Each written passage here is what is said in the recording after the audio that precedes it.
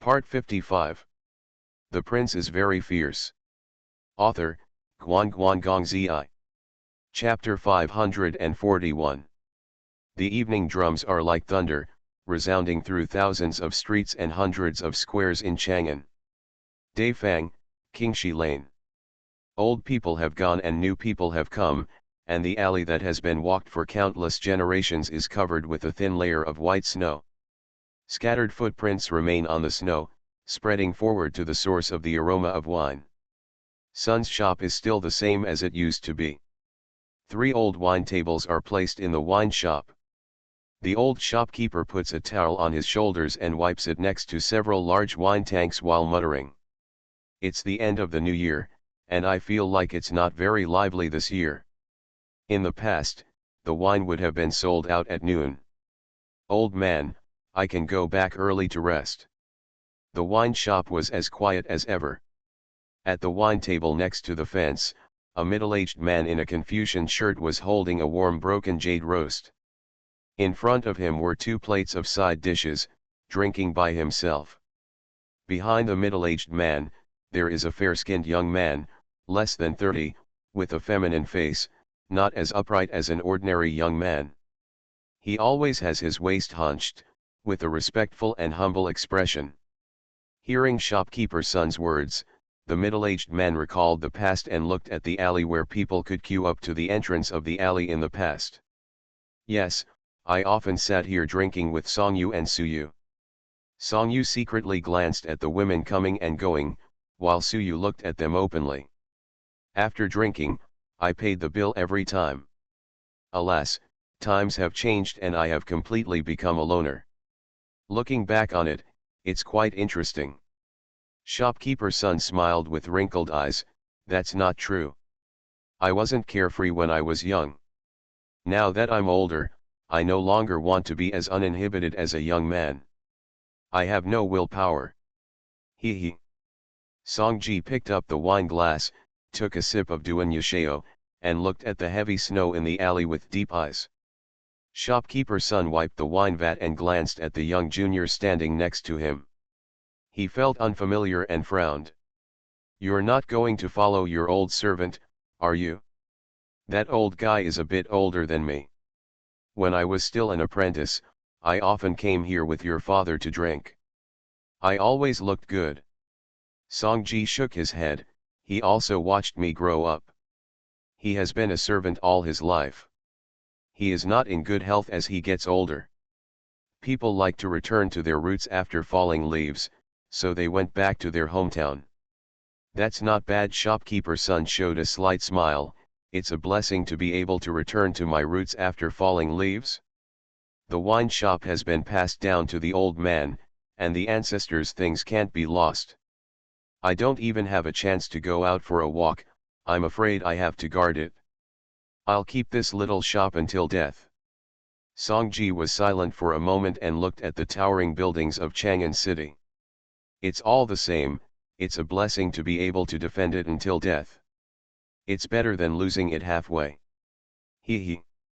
During the trivial chat, it was dark and the wine was cold. Songji rarely left the palace. He stayed away from the complicated government affairs for a while and was not in a hurry to go back. Just be in your position, and sometimes if you don't do things, things will come to you. Tap tap tap. There were footsteps in the dark alley, and secret guard Lao Yi stood outside the wine shop with 3 straight knives behind his back, bowing slightly. Gone. Songji's expression returned to its normal state. He took out a few copper coins from his sleeves, placed them on the table, and slowly walked out of the wine shop.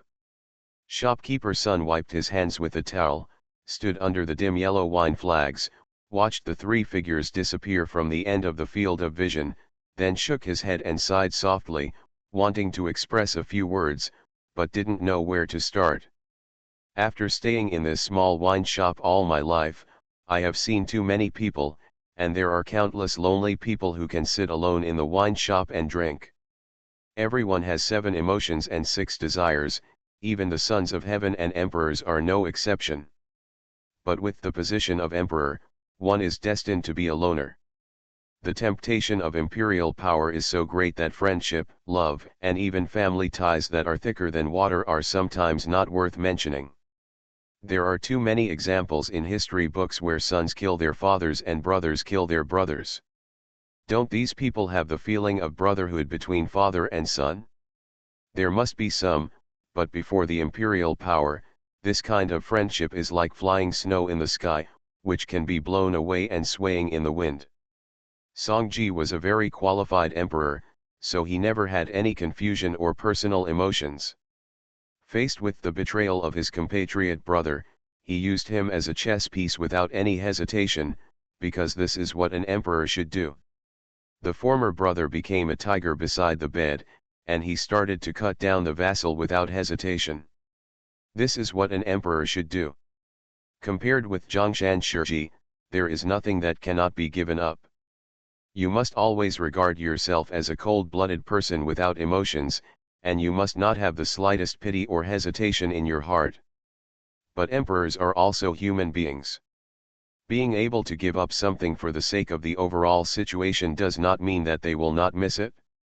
Sitting in the small wine shop where he used to drink with his table maid, Songji also misses the scene of having a drink with Suyu in the past, and misses the flushed face when arguing about state affairs with his brother Songyu. If we could have the best of both worlds, not only bring peace to the world, but also maintain brotherhood, who wouldn't want to have a few close friends to drink and chat with when they grow old? But the world is like this, and the emperor's position is like this. He can only choose one between the two. Songji can only choose the world. If he abandons everything else, he is destined to be a loner. Shopkeeper Sun sighed softly, shook his head and smiled. This loneliness belongs exclusively to the emperor. I am afraid he is the only one in the world who, as an old drunkard, can glimpse the tip of the iceberg. In the dark alley, Songji walked slowly with his hands behind his hands. The little eunuch held an oil paper umbrella in his hand to block the heavy snow falling down. Lao Yi walked forward, took out a note from his sleeve, and said respectfully, "Your Majesty, there is another news from Song Ying." Songji kept his eyes on the city of Chang'an, which was full of New Year flavor, and said softly, "Song Ying is a bit utilitarian. He didn't handle the Tang family's affairs well, and he wanted to make up for it, but he was too impatient. Based on this matter alone, even if Su Buling was brought back to Chang'an, I have no reason to detain Su Buling." "Did he find new evidence?" Lao Yi nodded. "The day before yesterday, there was a small disturbance in Liting County, Liaxi County. Someone asked the county magistrate to summon civilians to dig up the underground of Bodhi Island. A bunker was found underneath, leading directly to Yuechuo Island. There were traces of fighting nearby, but the bodies were wiped clean and it was difficult to identify their identities." Songji frowned slightly. "Did Su Buling go to Liaxi?" Lao Yi nodded. "No trace was found, but he was very likely there. Song Ying has been tracking Su Buling's traces. I happened to be in Liaxi. After hearing the news, I rushed to Bodhi Island to investigate. From the martial arts moves left in the underground palace, I guessed that it might be the secluded place of Zhou Jixian, the founding general of the Great Qi. Then I found a secret room in the bunker, with the body of a eunuch of the Great Qi. Judging from the accessories, it might be the eunuch in charge of the seal in the palace of the Great Qi, the one who disappeared before the Jiazi year." "Huh." Songji paused suddenly and turned his head to look at Lao Yi. "Confirmed." Lao Yi bowed and said seriously, "It's just a guess, but it's almost right." Songji clenched his fists behind his back, and after a moment of silence, he paced back and forth in the alley, his face becoming more and more gloomy. Lao Yi bowed his head and saw that Songji was slow to give orders, so he said, "Your Majesty, this is a serious matter. The detective department killed 2 messengers in order to send back the news. Su Buling is likely to be involved in this matter and should not have left Yuzhu yet."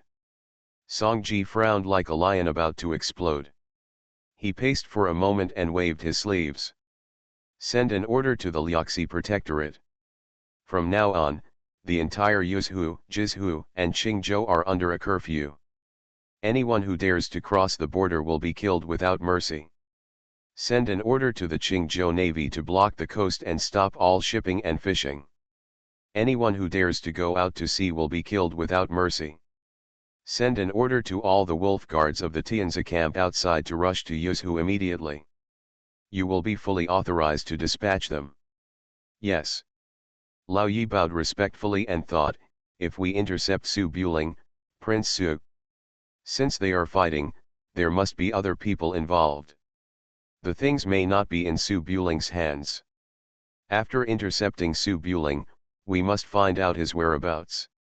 If we can't find out, detain him. From now on, Guo Zhongxian will be appointed as the commander of the Guanzhong army, and the troops will be mobilized to the west until the Jade Seal is found. If Su Yu really dares to attack us, I will save myself from defending this. Go. Yes. Lao Yi was silent and retreated quickly. Thank you for the 20,000 reward from English underline combination boss. The prince is very fierce. Author, Guan Gongzi. Chapter 542. Liaodong County, Qinghe County. The territory of Dayou is almost at the end when we reach this point. Although there is a name for the county, but looking at the desolate surroundings, even if you walk for 2 days, you may not encounter a village with smoke coming from the kitchen. It seems that you have stepped out of the world. To the edge of the world. The world is a big chessboard. Emperors, princes, merchants, and pawns are just chess pieces on it. They move with the general trend. No one can escape. Only the stronger ones can slightly change their route and occupy the chessboard. A more favorable location. The location of Qingshui County may be in the far corner of the chessboard, or it may have been outside the chessboard. The emperors and princes on the chessboard are scheming over a stone, and the heroes of the rivers and lakes are fighting bloody battles for all forces. They have nothing to do with this place anymore, it is just a small place. The new year is approaching, and in a small village deep in the mountains, there are more than a dozen families scattered along the mountain kernel. The door frames of the old mud houses have been cleaned neatly, and it seems that they are preparing to post couplets on New Year's Eve. The half-grown child, wearing old clothes passed down from his elder brother, squatted at the door, looking curiously at the outsider who was probably the first outsider to enter the village since he was born. On the path at the entrance of the village, there is a large locust tree, as thick as a full arm. It has been standing at the entrance of the village for unknown years. For all the villagers here, it is where they were born and raised. Eunuch Chia, who was wearing an ordinary cloth robe and a felt hat on his head, carefully looked at the big locust tree in front of him with his hands behind his back. He was probably recalling when this tree appeared. After all, he was less than 10 years old when he left the village to escape famine. Years passed by in a blink of an eye, and nothing seemed to have changed except that the trees had grown taller. Eunuch Chia grinned, showing some big teeth. I walk slowly through the narrow country road with my hands behind my back. After taking a few steps, I stopped to look, thought about it for a moment, and then continued walking. The village is not big, and outsiders will soon notice when they arrive. Farmers and women who are at home during their leisure time stand at the door and look at it. Because the outsiders who come are very neatly dressed and may be the lords of the town, they do not dare to come forward and be polite. Eunuch Chia just walked and walked. When he passed by the courtyard of a house, he raised his head and looked at the half-grown child squatting on the edge of the courtyard. His voice was slightly normal, just like an old man in his twilight years. Little boy, do the Lu family still live in the village? The little kid's face was so dark that he just stared blankly at the white jade pendant around Eunuch Chia's waist, as if he had never seen such a beautiful stone. Eunuch Chia followed his gaze and chuckled, I forgot about it.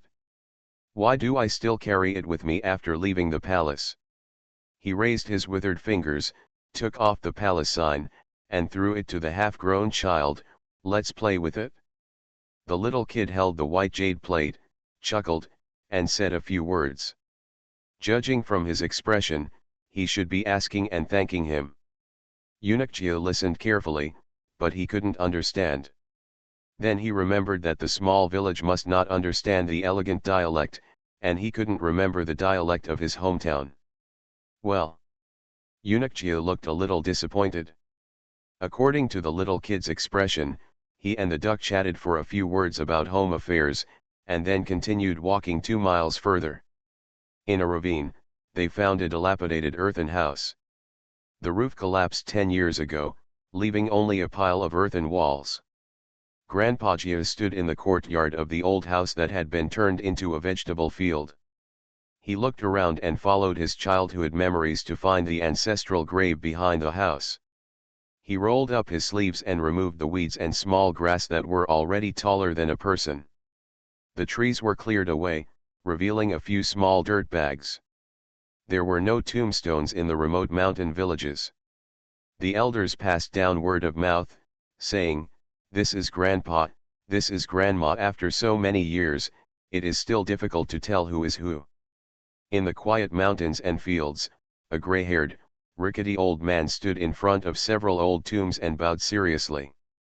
Then he used a wooden stick to dig a hole in the ground for one person to lie in.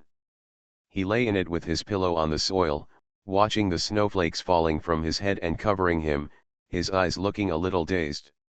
He has been at the core of the world all his life and knows more than all the princes and princes in the world put together. "I can't remember how many people I killed, but my martial arts reached the top of the world as early as the age of 3. I have been invincible and lonely my whole life." The old servant must have been used to it. Without a child to protect him, he suddenly became free. Instead, he felt a little at a loss. He had nothing to do except wait for death. From daybreak to sunset. Eunuchia looked at the sky and muttered in confusion. "Why don't you die yet? Could it be that the matter is not finished yet?" Eunuchia carefully recalled his life to see if there was anything he had missed. First, he followed the army and traveled all over the country. He washed his clothes and groomed his horses in the army without making any mistakes. When he arrived at Chang'an City, he served Emperor Xiaozong for half his life, and then served the late Emperor and Songji without making any mistakes. That's not a business matter. Eunuchia turned his thoughts to himself again. I figured it out very well. I had never done anything for myself in my life. Just over 10 years ago, I felt that no one would inherit my legacy, so I chose 2 young eunuchs with good foundations as my adopted sons to teach them martial arts. One is now staying with Songji and continues to be the patron saint of Da Nei, and the other one died in Taipond for some reason. Jia Yi. Eunuchia thought about it for a while and realized that he was still a father, and his adopted son was also a son. If the son could not sleep forever, the father would definitely get his wish. I had never thought about this before, no wonder I couldn't sleep. Oh, the life of running around. Eunuchia sighed, stood up with his hands on his knees, glanced at the small village that was no longer his hometown, and disappeared into the mountains and fields. Night fell quietly, and the horses galloped without stopping, missing the towns where they were supposed to stay. Su Buling stopped by the Siang River, found a small forest beside the official road, rested for half a night, and continued on his way at dawn. The horse that chased the wind had a simple marching tent, but it was just a large rolled-up oilcloth, tied to a tree with 4 corners, which could only block rain and snow, and could not even block the wind. The cold wind blew on the snowy night, and there was no village or store in the wilderness, and there was not even a light. Su Buling picked up the large oilcloth and found hay to feed the 4 horses. Little Nightingale and Nengqingyi chopped some dry branches in the woods with swords and came back to build a bonfire on the ground. Zhongli Jiju was in the bridal chamber last night, and was made to cry by Su Buling. In the morning, she did not even have a moment of rest, and rode all day again. After all, she was a virgin girl, not a veteran young woman, so she couldn't stand it. She felt her legs were numb and sore, and she didn't want to get up from the campfire. Ning Qingyi put down the dry branches and took a small copper kettle from the side of the horse to boil some hot water. Seeing that Zhongli Jiju and the young lady were sitting there, and didn't know how to get up and help, she was unhappy. Do you think Su Buling is a servant? You took the silver and let the sponsor serve you. The relationship between Zhongli Jiju and Su Buling was naturally not open in front of the younger generation, and there was really no way to refute this. Her face flushed slightly, and she wanted to support herself to get up and help. Seeing this, Su Buling put down the hay and let the wind-chasing horse feed itself. He came to sit down in front of Zhongli Jiju and smiled. We were very tired on Bodhi Island the past 2 days. It's okay to rest for a while. Come and sit down. Take a rest. We have to travel again when it's light. Ning Qingyi saw Su Buling protecting Zhongli Jiju, and her clear eyes showed some suspicion. However, Zhongli Jiju did look very tired. She didn't want to get up from the bed last night. She didn't say anything more and continued to boil hot water. Zhongli Jiju's eyes were obviously warm, but she heard Shuchu say that Ning Qingyi had slept with Su Buling a long time ago. If she had to say it, she was still a foxy woman who seduced other people's men in front of others, and she was embarrassed to be spoiled. She raised her hand to take out dry food from the bag and distributed it to the 3 people around the campfire. After the lesson in the underground palace, Su Buling has learned his lesson. He carries 7 days of rations with him. It is enough to replenish his physical strength and resist hunger. He no longer cares whether it is good to eat or not. Dry food is made of grease and flour. It is hard like a stone. 4 people gathered together to gnaw it, which is not a pleasure. After slightly eliminating hunger, they all stopped eating. The long journey is very boring, and there is no interest in chatting around the fire. Ning Qingyi took the blanket from the side of the horse, spread it under the oilcloth, and rested with his eyes closed on the wood. Zhongli Jiju also lay down beside him, the nightingale lay between the two, and the little sparrow huddled in Zhongli Jiju's clothes, only sticking out a small head from under his neck, silly. Although the wind and snow were continuous, the scene was obviously very warm. As a contemporary martial arts champion and a man, Su Buling should not think about getting into rest at this time. He sat under the tree next to him with a sword, watching the bonfire in a daze. The night was very quiet, with only a few faint breathing sounds echoing in his ears. Su Buling sat for a while, maybe a little bored, and tilted his head to look at the 3 beautiful faces under the firelight. Each of them had its own temperament, some were as cold as ice and some were as bright as fire, which was pleasing to the eye. Ning Qingyi lay flat on her back in a proper manner, and she must have been unable to sleep. After noticing that Su Buling was looking at her, she took a breath, endured it for a moment, and then turned over, facing away from Su Buling, not letting him look. Zhongli Jiju heard the sound, took a peek, then stretched out her hand from under the blanket and secretly held her husband's hand. Newly married girls are always clingy. Su Buling raised the corner of his mouth, warmed his little hand, and turned his eyes away.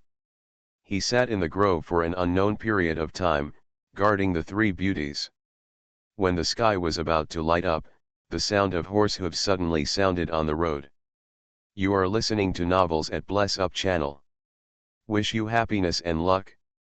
Please subscribe to receive new novels. How do you feel about this novel? Please like and leave a comment. The prince is very fierce. Author, Guan Zi. Chapter 543. Yuzhu is not the Chu land of Guangzhou. The countryside is barren and the roads are definitely underdeveloped. There is probably only one official road going from south to north. Judging from the direction, the sound of horse hooves is coming from Fanyang County.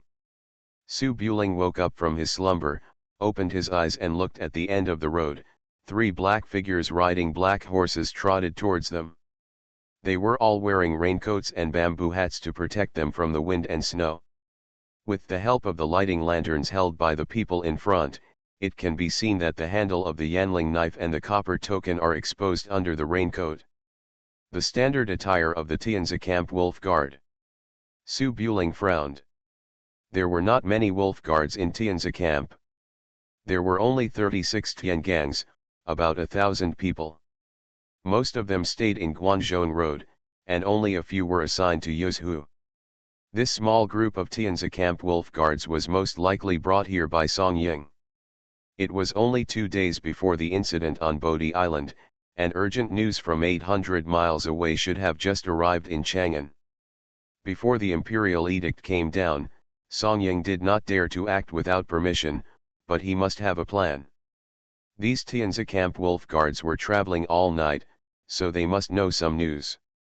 Thinking of this, Su Buling did not evade, but just sat by the bonfire and waited, letting the 3 girls who had woken up wait in the dark to avoid exposing their appearance and identity. The distance was relatively far, and the specific situation could not be clearly seen. A bonfire in the wilderness on a snowy day was really eye-catching. The 3 wolf guards were traveling all night. It was early in the morning and it was probably very cold. When they saw someone making a fire and setting up camp beside the road, they stopped and walked directly towards it, rubbing their hands along the way, as if they wanted to come over to keep warm and rest for a while. As for whether it is dangerous, it has never been a matter for the wolf guards to consider. Not to mention that the Tianzi Camp Wolf Guards are all elites. The black wolf guard clothes on their bodies alone can scare 90% of the Jianghu people into nodding and bowing and not daring to move. Bah, it's so cold. Brothers, don't be afraid. The 3 of you are just coming here to have a rest. We won't arrest anyone. The 3 wolf guards held their hands on the hilts of Yanling's swords and walked into the woods in the wind and snow. Their tone was quite polite, obviously because they were afraid of scaring the merchants or wanderers who were sleeping in the wilderness. Su Buling hooked his hand and said, "Come here." The 3 wolf guards had been licking blood from their swords for many years. It was impossible for them not to be alert. Halfway through, one of them stopped, glanced at Su Buling sitting under the tree, turned around and left. "I almost forgot, there is something important to do, don't take a rest, just hurry up." The 2 wolf guards nearby reacted naturally with dissatisfaction. When they saw the Lord of Hell bumping into him in the wilderness, they turned around and followed him without hesitation. "But now that we have come, it is not easy to leave." Su Buling picked up the saber and said, "It's so cold, come and sit for a while without wasting time." The leader of the 3 wolf guards froze slightly when he heard the sound. Knowing that he had no chance of leaving today, he quickly turned around, took a closer look, and showed a surprised smile. "Oh, it turns out to be Crown Prince Su, what a coincidence, come on, this is our Prince Su's Crown Prince, why don't you hurry up and pay your respects?" The 2 wolf guards didn't dare to look wary, so they quickly raised their hands and said, "See His Royal Highness." Su Buling nodded lightly and raised his hand to gesture to the bonfire next to him, "Why are you standing so far away? We are all in the military. We don't have to pay attention to those complicated rules outside." The 3 wolf guards looked at each other in confusion and hesitated for a while, but they still had to sit down in front of Su Buling and did not dare to put their hands on the handle of the knife. After all, they had seen Su Buling's skills in the Tang family, and killing them was just fun. The leader of the wolf guard did not dare to raise his head and hesitated for a moment. "Well, last time in Tangjiazhuang, Mr. Song and the Crown Prince had a small conflict. But they are both from official families, so it would not hurt their feelings to fight. We also follow the commander's orders." "Son." Su Buring was too lazy to listen to these nonsense and asked calmly, "I'm traveling in the middle of the night. Is there something urgent? Where are you going?" "The matter on Bodhi Island has not yet been decided in Chang'an." Naturally, the 3 wolf guards did not know the top secret matters related to Yuxi, and they just went on the mission according to the instructions of their superiors. Hearing Su Buling's question, the leader of the Wolf Guard hesitated and sighed. His Royal Highness, even in your humble position, you act under orders. I have always admired General Su for his founding style. I still have a portrait of General Su hanging in my home. During every year and festival, I will bring my wife, children, and children to pay homage.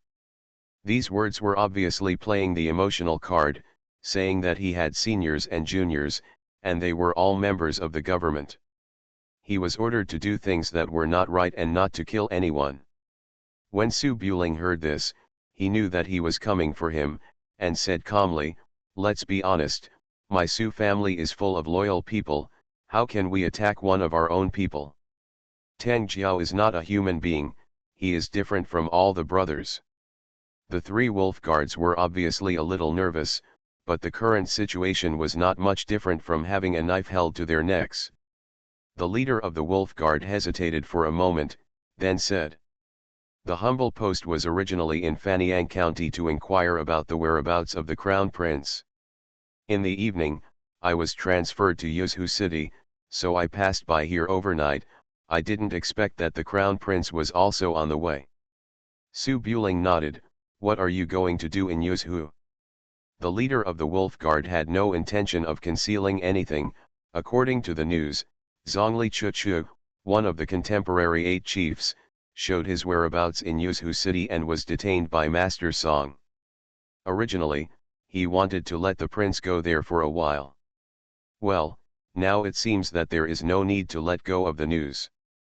Su Buling squinted his eyes slightly, his face obviously colder. "Who gave his dog the courage to detain me?" The face of the leader of the Wolf Guard stiffened. "My humble position is just to follow orders, so I don't know."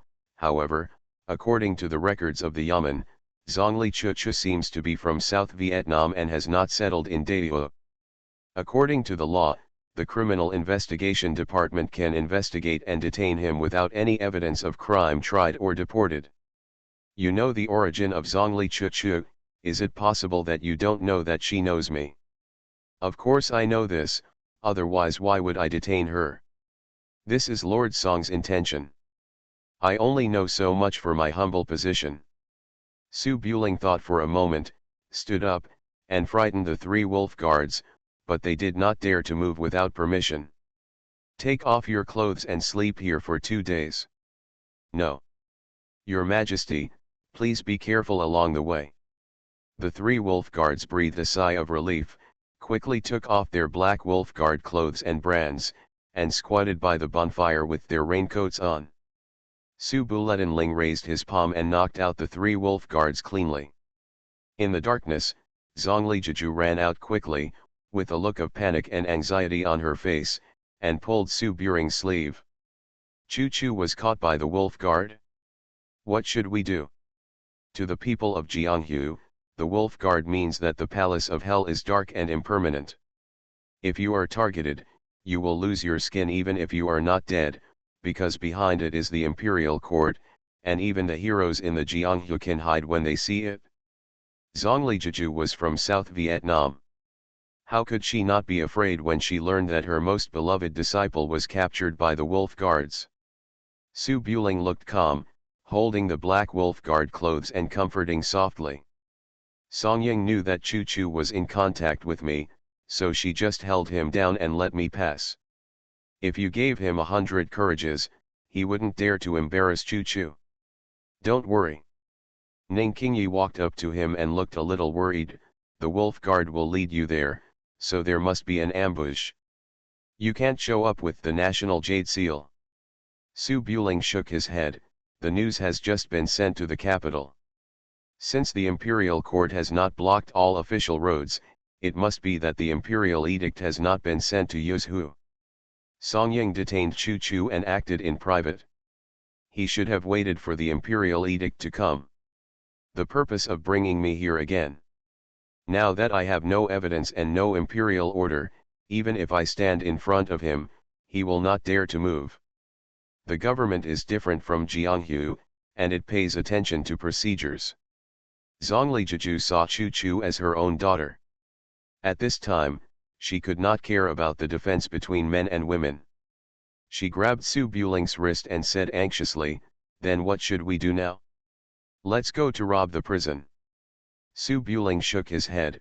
"What kind of prison is there to rob? As long as the imperial edict has not arrived, just go and ask for the person." He handed the black robe of the wolf guard to King Yi and Jeju. "You disguise yourself and follow behind, don't be exposed. Identity, Nightingale, and I will go to the government to ask for someone, and we will escape immediately after we get Chu Chu out." Zhongli Jeju didn't know what was going on in the court. Seeing Su Buling's calm eyes, he could only nod his head and took the black robe of the wolf guard. The prince is very fierce. Author, Guan Guan Gongzi. Chapter 544. Since ancient times, Yuzhou City has been an important military town and commercial center in the northern part of the Central Plains dynasty. It can be regarded as one of the most prosperous cities in the entire northern Xinjiang. 200 miles away is the border. Yuzhou City, like Suzhou City in the northwest corner of the map, has a martial culture and rough folk customs. After Daiyou founded the country, he established the Liaoxi Protectorate in Liaoxi County, Yuzhou, and the emperor controlled the military power. Currently, Wang Qinjai, the eldest grandson of the founding general Wang Yu, is the governor, and the governor of Yuzhou is Zhang Boyan, who was born in the Zhang family of Taiyuan. It has arrived at the end of the 12th lunar month, and most of the wanderers have returned home. The city of Yuzhou is calm and full of New Year atmosphere. At the yamen located in the east of the city, guards are also cleaning the houses and courtyards in preparation for the new year. In the yamen's meeting hall, the governor Zhang Boyan was dressed as an official, holding a teacup in his hand, listening to the conversation of several officials, his expression obviously not very good. As the governor of a state, he can also be regarded as a feudal official. There is no vassal king guarding Yuzhou. It can be said that apart from the chief official of the Western Liaoning Protectorate and the Kui family, Zhang Boyan is the biggest. But Zhang Boyan was obviously not in a good mood today. In the meeting hall, Song Ying arranged errands with the subordinates of the Wolf Guard and the local police chief. They kept saying Prince Su's crown prince, which made Zhang Boyan's heart twitch. Who is Prince Su? Daiyou's only son with a different surname, Wang, holds 200,000 Ziliang troops squatting on the other side of Daiyou. His reputation as the founding of the country is still well known to everyone. Even the opposite northern Qi dynasty is frightened by the news, let alone his little governor. Hearing that something happened to the Tang family a few days ago, Zhang Boyan prayed to God and Buddha at home and acted like a coward. He didn't look, listen, or speak, just hoping that the incident would not be brought to him. The result was good. Just a few days later, Mr. Song from the Criminal Investigation Department came to the door. Who is Song Ying? He was just a police officer, with no serious official position, but he was the emperor's eyes, ears, and mouthpiece. He had countless spies from the north and south, and even dared to investigate the private affairs of the vassal king, let alone a small governor. Neither side could afford to offend Zhang Boyan, but he couldn't avoid it. The Criminal Investigation Department is a yamen under the Ministry of Justice and does not have military power. Even if Song Ying is a close confidant of the emperor, it is impossible to mobilize the border troops. If he wants to have manpower to do things, naturally he can only find Zhang Boyan, the governor in charge of Yuzhou's military affairs. Regardless of whether he came to ask for someone, Zhang Boyan could just pretend to be deaf and mute, but now Song Ying directly detained a girl and locked her up in the prison of Yuzhou City. The girl was rumored to be the concubine of Prince Su, and she returned the favor. He was arrested in the name of the state government for entering the country without permission. Oh my God, if Crown Prince Su finds out about this, it will be a question of whether he can save his life, let alone his career. Zhang Boyan is definitely not stupid to be able to achieve the position of governor of a state. It is obvious that this is a fatal note. After thinking about it again and again, he still said, "Sir Song, we can't catch that girl. No one has this Luyan thing in Yuzhu, and the government hasn't checked it. If Prince Su finds out about this person who is holding the crown prince of Prince Su, I'll give him a tip. Then you can go to Luliang Mountain and become the county magistrate. Aren't you making things difficult for me?" The chief officer of the Criminal Investigation Department was awarded a gold medal by the emperor. He was basically a senior official, and Zhang Boyan was not good at speaking harshly. Song Ying learned about Bodhi Island and knew the importance of the matter. The emperor must have withheld Su Buling as soon as he found out, so it was not considered self-assertion. Seeing that Zhang Boyan was worried, Song Ying said calmly, "Master Zhang, there is no need to worry. Song has already asked the Holy Majesty for instructions. The imperial edict is being sent 800 miles away and will arrive soon. Master Zhang, please also mobilize the people below and don't neglect your duties and let Prince Su go." The teacup in Zhang Boyan's hand shook. "Master Song, you have invited Prince Su to come over, but are you planning to detain Prince Su? Could it be that you feel that the Ziliang army has been at ease for a long time and has not come out to move around, and you want to find something for them? What's the reason? If that's the case, I suggest you go to Guanzhong Road to cause trouble. Wherever you are, don't come to me to attract evil stars. Prince Su is more than 2,000 miles away, and he can't get there. Hey, Mr. Song, have you seen the map? King Su defected to the northern Qi dynasty and came across Ping Chuan from Mobei. Do you think he has to go around Guanzhong Road?" The Jade Seal was of great importance, and only the chief officer of the Criminal Investigation Department knew about it. Song Ying could not explain it to Zhang Boyan, so she raised her hand and said, "This matter is of great importance. Once the Holy Emperor's decree arrives, Master Zhang only needs to act in accordance with the imperial order." Zhang Boyan put down the teacup and spread his hands, but now the imperial edict has not arrived. "Mr. Song, how would you behave if you came here and showed a sign and asked me to arrest the son of the feudal prince? You go and show Jing Zaiyin a sign and let him arrest him. Prince, do you think he is obedient? I didn't arrest Mr. Song just for the sake of the detective department." Song Ying was full of complaints and could not respond. She immediately stood up and said, "Master Zhang, you'd better do what I say, otherwise the emperor will remove your official hat afterwards and the Wang family of Taiyuan will not be able to protect you." Hey dash. Zhang Boyan slapped the table and wanted to say a few words, but Song Ying had already left the meeting hall. He held it in for a moment. After all, the emperor was older than King Su, so he could only raise his hand. Go, set up checkpoints along the road and keep a close eye. If you find Crown Prince Su, please come back immediately. Remember, please come back. Whoever shows his sword will be chopped off. Don't come to me and cry afterward. Behind the Yamen, there is the Yuzhu city prison. There is a strong atmosphere in Yuzhu, and murders and robberies are common. As the capital of the city, the prison in Yuzhu city is basically full of death row inmates who commit murder and arson, and ordinary thieves who cheat and kidnap can't get in. Most of those who can be imprisoned here are capable Jianghu people.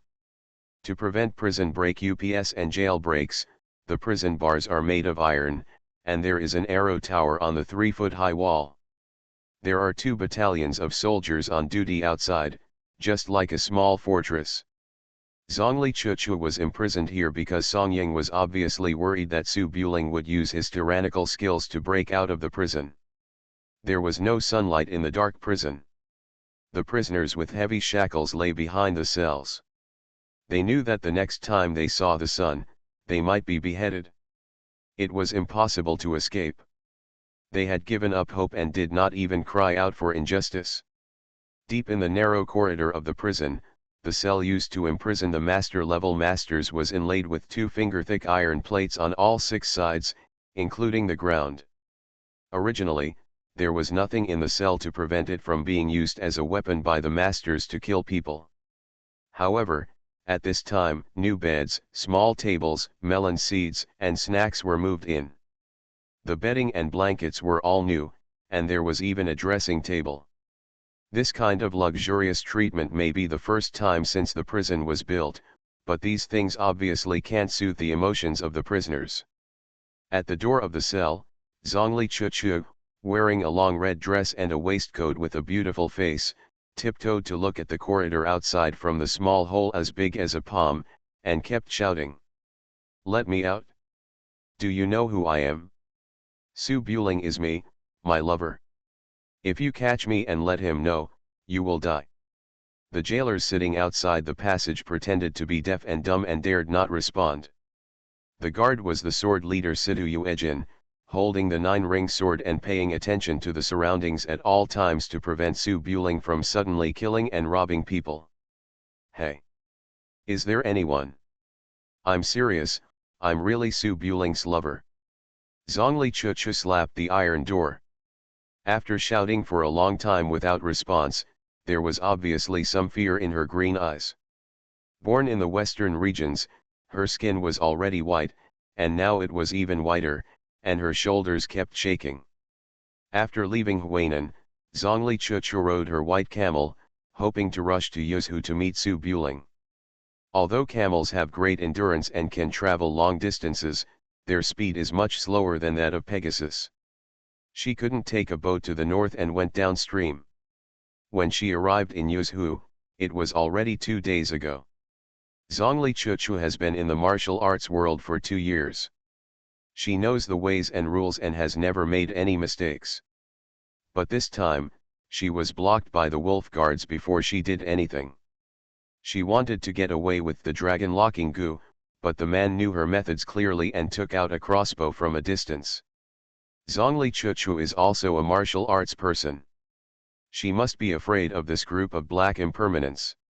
She can only bite her teeth and report Su Buling's name, hoping to get away with the power of King Su. But this group of wolf guards is really unreasonable. They don't even give King Su face. They brought her here and locked her up without even a reason. People from the Central Plains are really unreasonable. Zhongli Chuchu knocked on the door a few times. Seeing no response, she sat back on the bed with a tense mood, pursing her lips, not knowing what to do. The methods of the detective department are well known to everyone in the martial arts world. If you are caught, basically no one will get out alive, and they will be called the King of Hell. She is a citizen of Daewoo, and she can still reason with the government, but as a native of South Vietnam, she is an illegal household to the Daewoo government.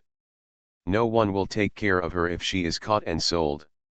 She is now the only 8 Kwei in Daewoo, and she should be worth a lot of silver. Could it be that someone is targeting her? Thinking of this, Zhongli Chuchu became even more flustered, and stood up and knocked on the iron door again. "I'm serious. I am Su Buling's woman. He asked me to be the concubine of Prince Su.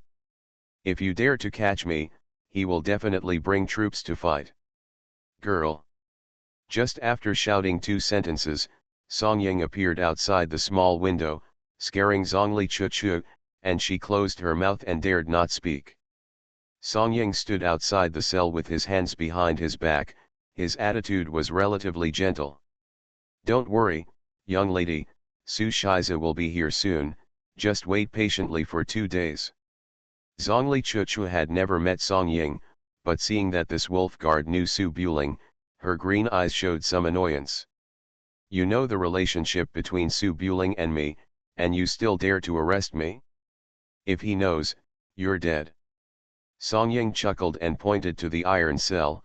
"I work for the court, and if I die, it's because of my duty, so don't worry about me. In 2 days, Su Shiza will be here to accompany you, and he should be alone for a long time.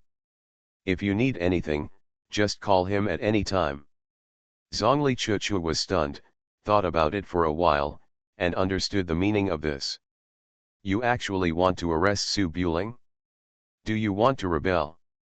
At this point, Zhongli Chuchu suddenly understood the purpose of her detention, which was to be used as bait to lure Su Buling over. When Zhongli Chuchu thought of this, she panicked and said anxiously, "Su Buling has nothing to do with me. I was just joking. He can't come to me. You caught the wrong person.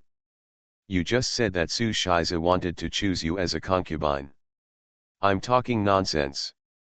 Su Buling and I met by chance. We just know each other. It's impossible for him to come to pick me up." While talking, a wolf guard suddenly ran in from outside and said in a panic, "Sir Song, Su Shiza is here." Ah! Huh! Two voices appeared at the same time. Zhongli Chuchu was stunned. She was surprised at first, then a little panicked, and said angrily, "You are so bold.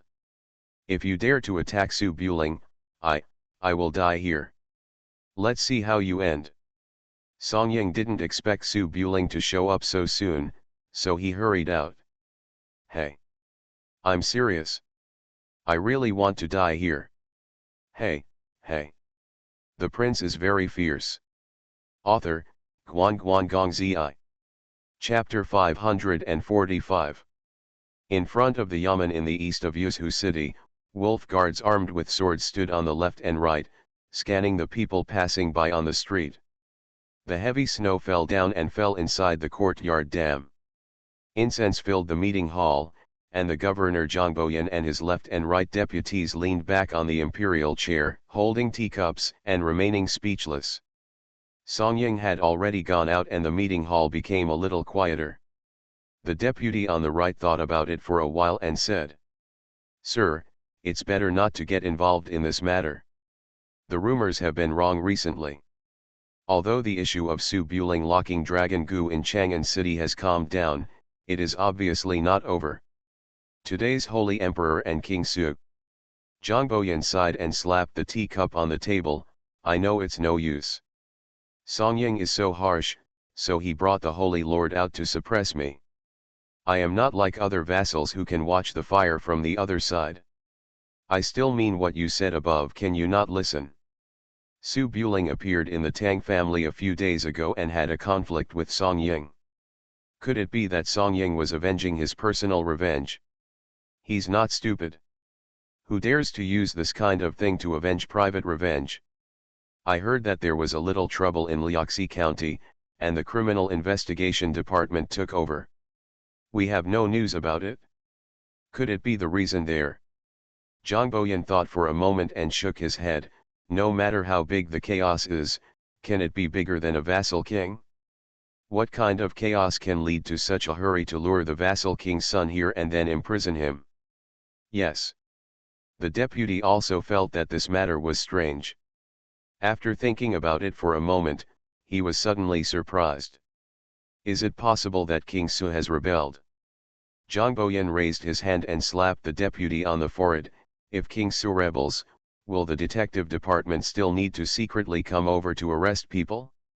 The last time King Su went out of Qinzhou, the beacon tower was a little bit, and the news spread to Yuzhou that day. Coming. Several people came and went to discuss it for a long time, but there was no result. The act of detaining the prince's son was too sensitive. Even the emperor had to use the name of studying to ask the prince to come to the capital as a hostage. They really couldn't think of anything that the imperial court could do. Under what circumstances can such an order be issued? Just when Zhang Boyan was puzzled, there was suddenly some noise outside the yamen, as if someone was scolding outside.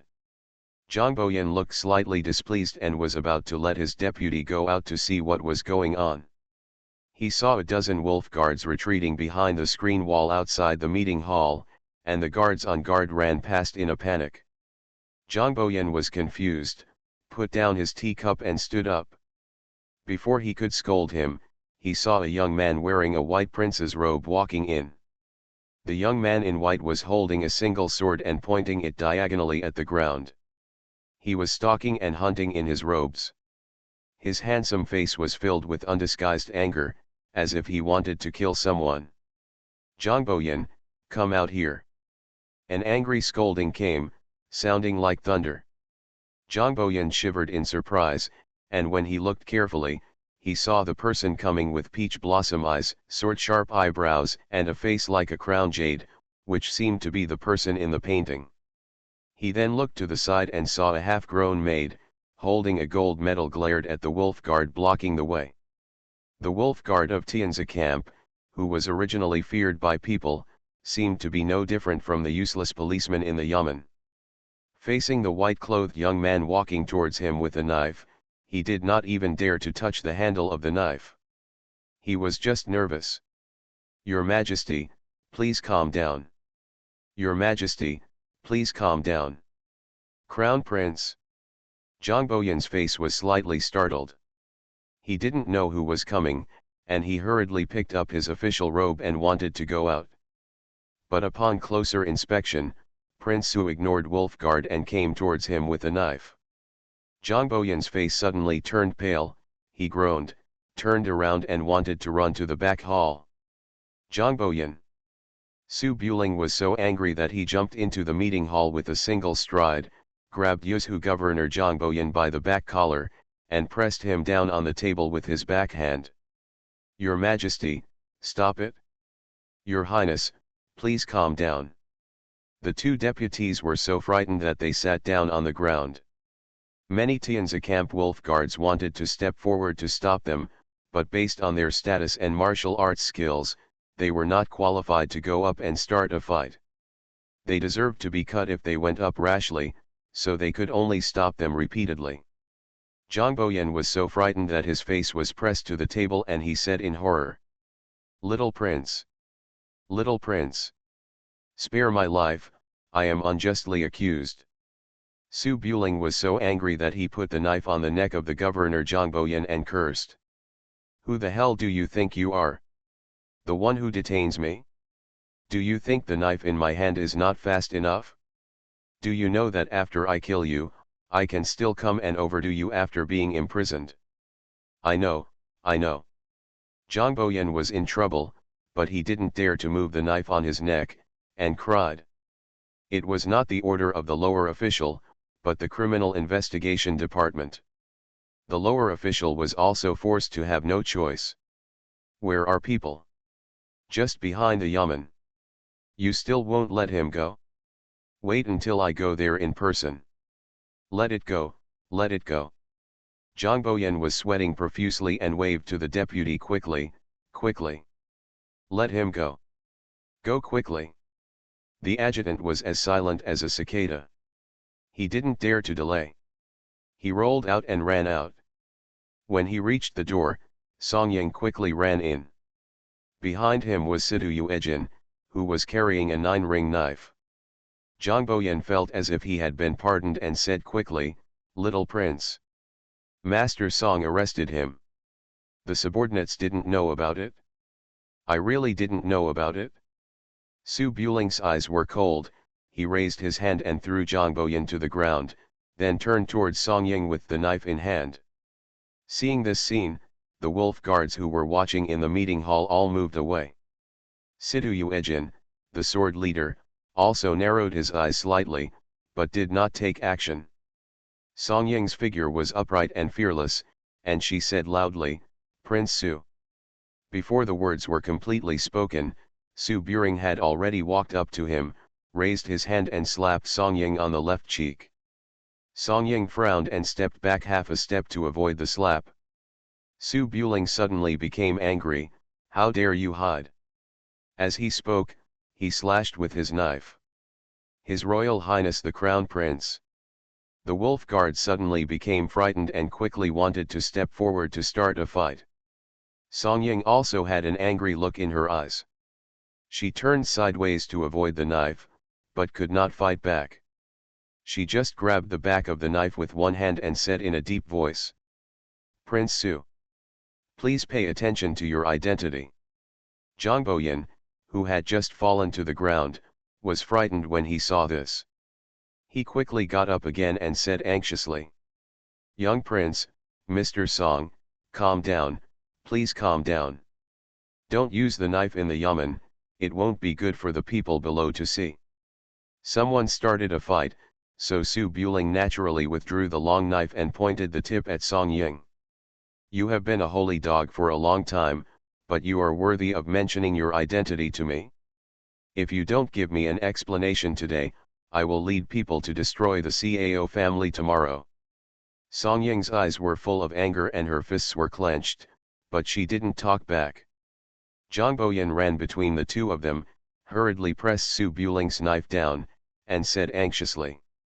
Explain, please explain, Mr. Song, why did you arrest this girl? Song Ying suppressed the anger in her heart. There were some things she knew well in the court, but she couldn't say them on the stage. He still raised his hand and saluted. Your Majesty Su, Zhongli Chuchu is from South Vietnam.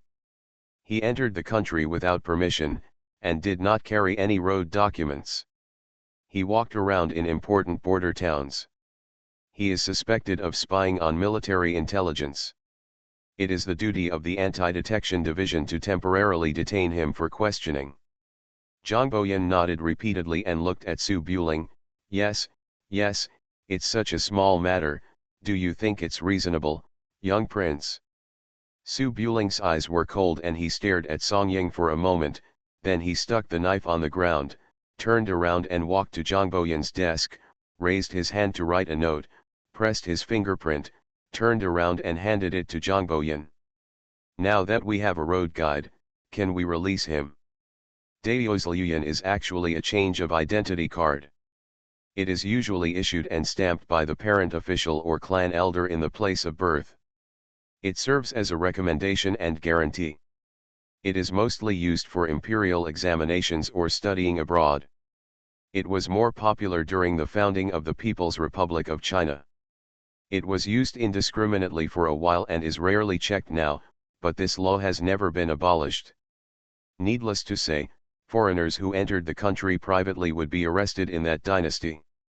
Song Ying used this reason to arrest Zhongli Chuchu, who was born in South Vietnam, and it was indeed reasonable to insist on telling the truth. As the eldest son of the feudal lord, Su Buling opened a way for Zhongli Chuchu as a guarantee, which was naturally reasonable, legal, and compliant. Zhang Boyan didn't even look at it, raised his hand and said. Okay, Mr. Song, let him go. It's no problem now. Our yamen can't arrest people randomly. Song Ying wasn't trying to capture Zhongli Chuchu, but now that Su Buling had arrived, she went straight to the topic. This time I offended you. But now that the Crown Prince is here, I have something I want to ask the Crown Prince about. Su Buling's face was slightly cold. If you fart, hurry up. Some trouble happened on Bodhi Island in Liaoxi County a few days ago. The prince should have been present at the time. Because the matter is special, we have to ask the prince to live in Yuzhou City for a while and cooperate with our criminal investigation department to investigate. When Su Buling heard this, he was baffled at first, and then became furious. Are you sick? I was injured in a fight with you in the Tang family. I just recovered for a few days before I had a good rest, and you arrested me. I didn't even bother you, but you came to me instead. Zhang Boyan nodded quickly. Yes, Mr. Song, everyone knew you had a fight in Tangjiazhuang a few days ago. How could Prince Su go to Liaoxi? Song Ying knew that Su Buling would not admit it, so he raised his hand and said. The matter is of great importance at this time. The prince will definitely be present that day. Please stay and cooperate with me to prove your innocence. Su Buling's face was cold. You think the court is your one word? Do you need to prove my innocence? I have been recuperating in Jin County. Where did you hear that I went to Bodhi Island? Zhang Boyan nodded quickly. Yes, Mr. Song, when our yamen handles cases, we must have personal evidence and physical evidence. Prince Jing Kaoyuyan said that he was in Jin County. Why do you say that he went to Western Liaoning? Song Ying didn't find any actual clues, but regardless of whether Su Buling was on Bodhi Island that day or not, it was impossible to let Su Buling leave before he found the imperial seal. He shook his head and said. This matter is of great importance and I cannot go into details. I would also like to ask the Crown Prince to cooperate with me. Su Buling nodded. That means there is no evidence, and they think I am related to something ulterior, so they arrest the people around me and then lure me and detain me. Right. Song Ying didn't say anything, but it was true. Zhang Boyan couldn't listen anymore and said, Master Song, you can't do things like this. Didn't you say there is an imperial edict? After Su Buling heard the imperial edict, he became a little more serious and looked at Song Ying. Song Ying was silent for a moment. The imperial edict will arrive soon. Your Majesty, please be patient. Oh. Su Buletinling smiled angrily, nodded, and bowed to Nightingale. Nightingale, take the sign from Prince Su's mansion and go to Yuzhu garrison to mobilize 5,000 border troops. Yuzhu Governor Zhang Boyan and Detective Division Song Ying are planning to commit rebellion, so they are all arrested and awaiting trial. By the way, light the beacon tower and notify Chang'an, and send troops quickly. Come and suppress it? No. Nightingale took the gold medal and walked out. As soon as Su Buling's words came out, there was silence in the meeting hall. Then Zhang Boyan and other officials were satisfied and frightened. The expressions of many wolf guards also changed slightly. Even Song Ying raised her hand to block Nightingale. Zhang Boyan's face was anxious and annoyed. He stopped in front of Su Buling and said anxiously, Young Prince, please don't mess around. How could a lower-ranking officer conspire to rebel? The beacon tower cannot be lit, and the entire border has begun to prepare for war. He falsely spreads military information to kill the 9 tribes. Su Buling said angrily, you and the Criminal Investigation Department were able to detain me on the basis of guess and suspicion without any evidence. Why can't I suspect that you want to force the Ziliang army to mutiny and harm the country? You, the governor of Yuzhu, have rebelled. If I don't notify Chang'an to come over and suppress it, why don't I wait for you to let the Northern Qi army enter the pass? This. Zhang Boyan really couldn't say anything, he could only look at Song Ying. Master Song, that's not how things are done. Without the Holy Majesty's will and real evidence, you have no right to detain people. Isn't it a mess to do this? Song Ying's eyes darkened, and she lowered her head and said, His Royal Highness is in Ziliang. He has no right to mobilize Yuzhu soldiers and horses. Without the Holy Tiger Talisman, initiating troops without permission is the same as treason. Su Buling snorted coldly and looked at Zhang Boyan and others. My Su family has the responsibility of guarding the border. The war in Ziliang has not yet ceased. You came to capture the king. What's wrong with me borrowing thousands of troops to protect myself? Do you think the name of the Su family of King Su can't mobilize thousands of border troops? Zhang Boyan's face turned bitter. The Ziliang army was guarding the entire western front. With General Su Lai and the remaining power of the Ziliang army, as long as they were not afraid of violating taboos, they would come to the eastern front to borrow thousands of soldiers and horses. No young general would dare to do so. No, he had no choice but to look at Song Ying again. Master Song, please give me a reasonable explanation. You have neither an imperial decree nor any evidence to detain the young prince. It is natural for the young prince to mobilize his troops and arrest us. We will ignore it even if we bring trouble to the emperor. Song Ying really had no evidence, and the matter of passing on the national jade seal was top secret. He did not dare to reveal it before there was an imperial decree. If Su Buling was not on Bodhi Island at that time, and he and Su Buling asked, wouldn't they just tell him that the jade seal in the hands of the current sage was fake, then there would be big trouble. Su Buling frowned and waited for a moment. Seeing that Song Ying didn't say a word, he raised his hand and said, Nightingale, go mobilize the troops and light the beacon tower. Nightingale held the gold medal from Prince Su's mansion, passed Song Ying, and ran to the outside of the yamen. Slow down, slow down. Zhang Boyan suddenly became anxious, waiting for Su Buletinling to bring the border troops over, and stood there so that dozens of wolf guards could not buckle him. When there was no war, he called the beacon tower to ask for help. Hundreds of thousands of soldiers and horses from the surrounding area came to Yuzhu and found that nothing was wrong. Su Buling would not be beheaded if he was held accountable afterwards, but he, the governor of Yuzhu, would definitely have to involve his whole family. Zhang Boyan was also angry and said angrily, "Song Ying, if you have the imperial edict, bring it out. Prince Su and his officials will naturally follow the order. If there is no imperial edict, you are blatantly committing a crime. Don't use the imperial edict to prevaricate on the road. This statement is called a false imperial edict, no one will recognize it. If you continue to mess around, I don't need Prince Su to take action, I will send troops to take you down first. Come and bring this girl out." The two deputies were frightened to death. They didn't dare to delay, so they hurried out and ran to the prison behind the yamen. Song Ying's face was gloomy, but officialdom is not a world, and no matter how high your martial arts skills are, you have to follow the rules. Without an imperial edict, he can't defeat 100 of the prince's sons just by relying on his own energy. He can't really rely on his martial arts to catch Su Buling. That Zhang Boyan estimated that he would really send troops to rescue Su Buling, so as to prevent the Ziliang army from causing trouble. After thinking for a moment, Song Ying took a step back and got out of the way.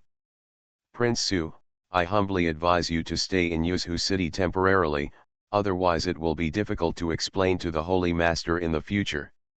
Su Buling drew out his single sword and glanced at Song Ying coldly. "My Su family only listens to the emperor's orders, who do you think you are?" After saying that, he strode out of the meeting hall. Song Ying gritted her teeth, but there was nothing she could do. You are listening to novels at Bless Up channel. Wish you happiness and luck.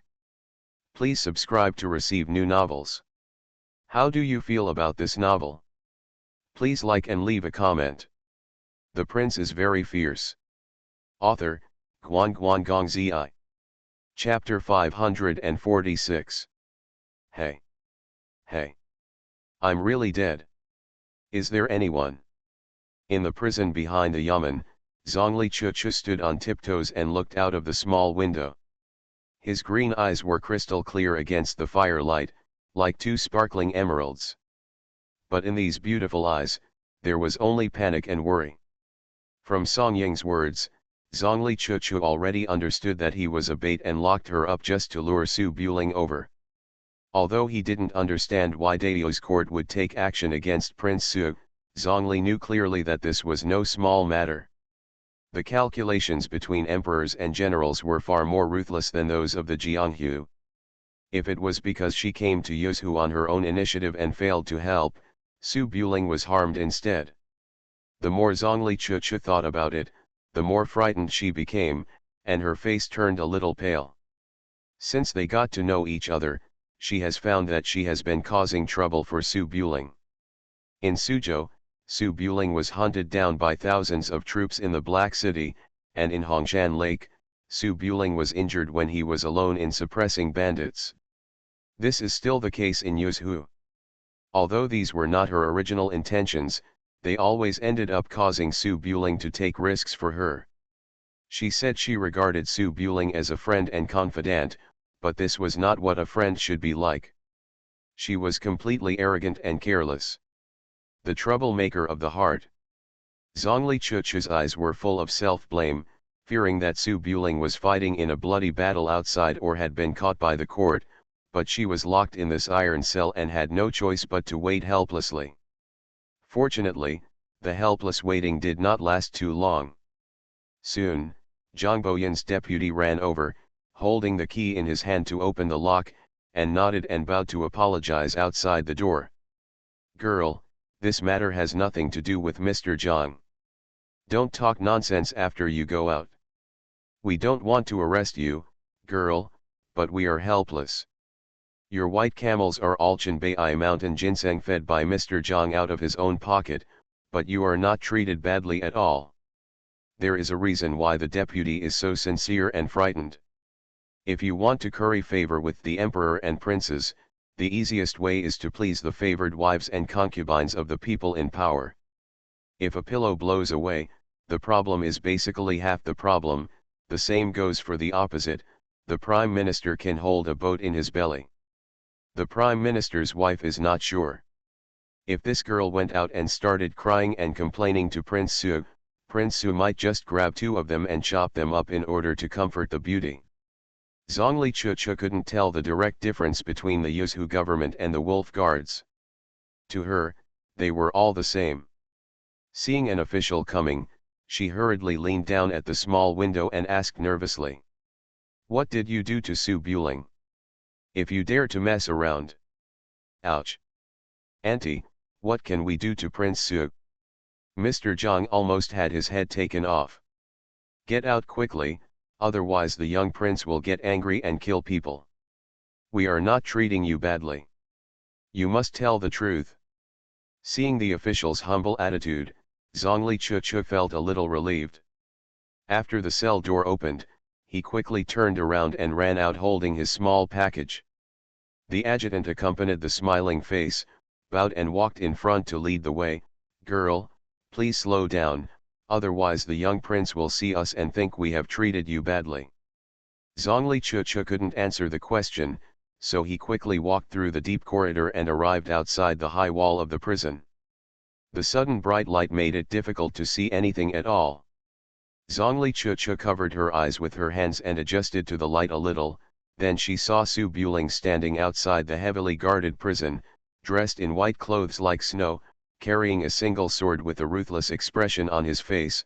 The words "I'm not easy to mess with" were almost written on his face. "Superior. Master Su." Seeing Su Bulenling, Zhongli Chuchu's fearful emotions burst out. He paused, his eyes red, and various emotions lingering in his heart. He looked like a troubled girl who had been released from a juvenile detention center. She saw her parents waiting outside. She missed her and was afraid of being blamed, so she didn't dare to go there. Outside the prison, Su Bulenling turned around when he heard the sound. Seeing that Zhongli Chuchu was safe and sound, he felt a little relieved and raised his hand. "What are you doing standing around? Come here." "Oh." Zhongli Chuchu's eyes were a little aggrieved, and she trotted forward and whispered, "Mr. Su, I'm sorry, I have caused trouble to you again." Su Buling glanced at the wolf guards and jailers around him, without saying much, whistled to call the wind-chasing horse over, got on his horse, and stretched out his hand. "Come up." Zhongli Chuchu was stunned for a moment, knowing that she was asked to ride on the same horse, but there were so many people here. After all, Zhongli Chuchu did not confirm the relationship with Su Buling. He hesitated for a moment and looked back at the prison behind him. "Mr. Su, my camel." Su Buling had to escape the wolf guard's pursuit, so how could he lead a slow camel? He possessed his body and grabbed Zhongli Chuchu's belt, lifted Zhongli Chuchu directly into his arms and sat down, gently holding the horse's belly and walking towards the street. "You are not allowed to ride camels anymore. When you return to Suzhou, I will find you a good horse." Ah dash. Zhongli Chuchu's body lightened up, and then she sat in Su Buling's arms. She was frightened and embarrassed, and instinctively wanted to dodge, but when she saw Su Buling's domineering eyes, she didn't dare to resist, and just tightened her body. "Mr. Su, Luochuo has been following me for many years." Su Bulenling held the reins and put his arms around Zhongli Chuchu. His face was still unruly, but he said softly, "Be obedient, don't waste time, and leave quickly, otherwise you won't be able to leave. Come and get the camel later, and the government will treat it as an ancestor's gift." Zhongli Chuchu didn't know why, but when she saw the look in Su Buling's eyes, she couldn't say anything more. She lowered her head and sat in Su Buling's arms, saying softly, "Oh." Tap tap tap. The horse crossed the road, and the officials nodded and bowed to see it off. The officers and soldiers stationed in the prison stood on both sides. Although no one dared to look at it, their eyes were obviously filled with envy. Who doesn't want a man to wear beautiful clothes and a beautiful woman in his arms? But to run around the streets with the only bikui in his arms, there are probably only a few people in the world who can do that. Many people sigh in their hearts, a man should be a real man, so it is. This was not the first time that Zhongli Chuchu had close contact with Su Buling. Last time when she was escaping in the desert outside the Black City, Su Buling held her on his shoulders and ran away. The wind blew up her skirt and her buttocks were exposed. But at that time, there were no outsiders in the wilderness. This time, he sat in Su Buling's arms in public, with obvious embarrassment on his face. He straightened his body and tried not to lean against Su Buling. Su Buling saw Zhongli Chuchu's face looking slightly guilty and shook his head slightly. He and Jeju became husband and wife, and Jeju's apprentice was naturally his apprentice. He comforted her softly. Chuchu, you don't have to blame yourself. It's my fault this time that has caused you trouble. Need. Zhongli Chuchu was a little confused when he heard such an affectionate name, but he didn't mind. He shook his head and said, I didn't pay attention to hide my whereabouts and was found by the wolf guards. Otherwise, I wouldn't have been used as bait by the wolf guards. How could the imperial court target me? Young master. Let's talk about it when we get to a safe place. Oh. Seeing this, Zhongli Chuchu didn't ask any questions. After thinking about it, he turned around slightly. Mr. Su, thank you. We are all one family, so thank you for nothing. A family? Zhongli Chuchu was stunned for a moment, and her expression became reserved. Does this mean that he and I are a family? We don't seem to have that yet. Is it possible that the prince of the feudal lord marries a girl without having to discuss it with the other party? This is too overbearing. Zhongli Chuchu wanted to say something, but after hesitating, she pursed her lips and lowered her head without speaking. The streets outside the yamen in the east of the city were crowded with pedestrians. People from surrounding villages and towns gathered on the streets to pick out New Year's goods. Occasionally, idle men who noticed the movement inside the yamen looked around, but were immediately shot away by the guards outside. In an alley half a street away from the yamen, 2 wolf guards acting as sentries were knocked unconscious and tied together. Zhongli Jeju and Ning Qingyi, dressed in black wolf guard clothes, lay together and stared at the movements around them. Zhongli Jeju was naturally worried that the good disciple he regarded as his own child was caught, but when he saw the arrogance of Su Buling entering the yamen with a knife, he felt a little relieved and just looked up with his cheeks eagerly. Ning Qingyi also has a master, and she understands how worried her master will be if something happens to her. Although she has some small objections to Zhongli Jeju, she still comforts her at this time. Don't worry, Su Buling is very powerful. He can kill anyone he wants in Chang'an City. A few petty officials here can't do anything to him. Zhongli Jeju could hear the comfort in Ning Qingyi's words. Although she and Ning Yu didn't get along, she was very close to Ning Qingyi. When she was a child, she wanted Qingyi to be her apprentice. She smiled. I'm naturally not worried about Su Buletinling's ability. I'm just worried that he will attack too hard and the trouble will end badly. Ning Qingyi nodded slightly and lay down on the roof for a moment. Seeing that there was no mass killing in the yamen, she relaxed a little. The two of them were alone for a moment. Ning Qingyi suddenly remembered what happened last time, turned her head and asked. Did you find anything strange that night in Dao'erkao town? Zhongli Jeju was slightly startled. How do you say this? Ning Qingyi is slow to react to the world, but she is not stupid. She has analyzed some problems in the past few days. After you told me about the wine gourd that night, Su Buling came over with the wine gourd early the next morning, but in the end it was replaced by a sword. Zhongli Jeju blinked. Really? Maybe it happened that he wanted to give it away. Ning Qingyi shook her head, with a bit of doubt in her eyes. It's impossible. I went to Su Buling's room at first, ready to chat with him, but he didn't respond when I knocked on the door.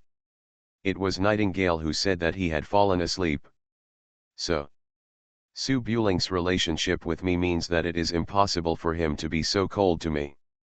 If he was cold to me, he would not give me anything when we come together the next day. It can only be said that he was not in the room at that time, and he did not want me to know that he was not in the room. Inside. It's over, it's over. Zhongli Jiju's eyes widened.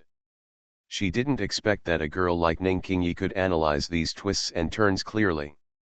Her mind changed quickly and she quickly raised her hand to interrupt Ning Qingyi's words. Don't think blindly. I gave Su Buling a few sleeping pills. He fell asleep. It's not that I don't want to see you.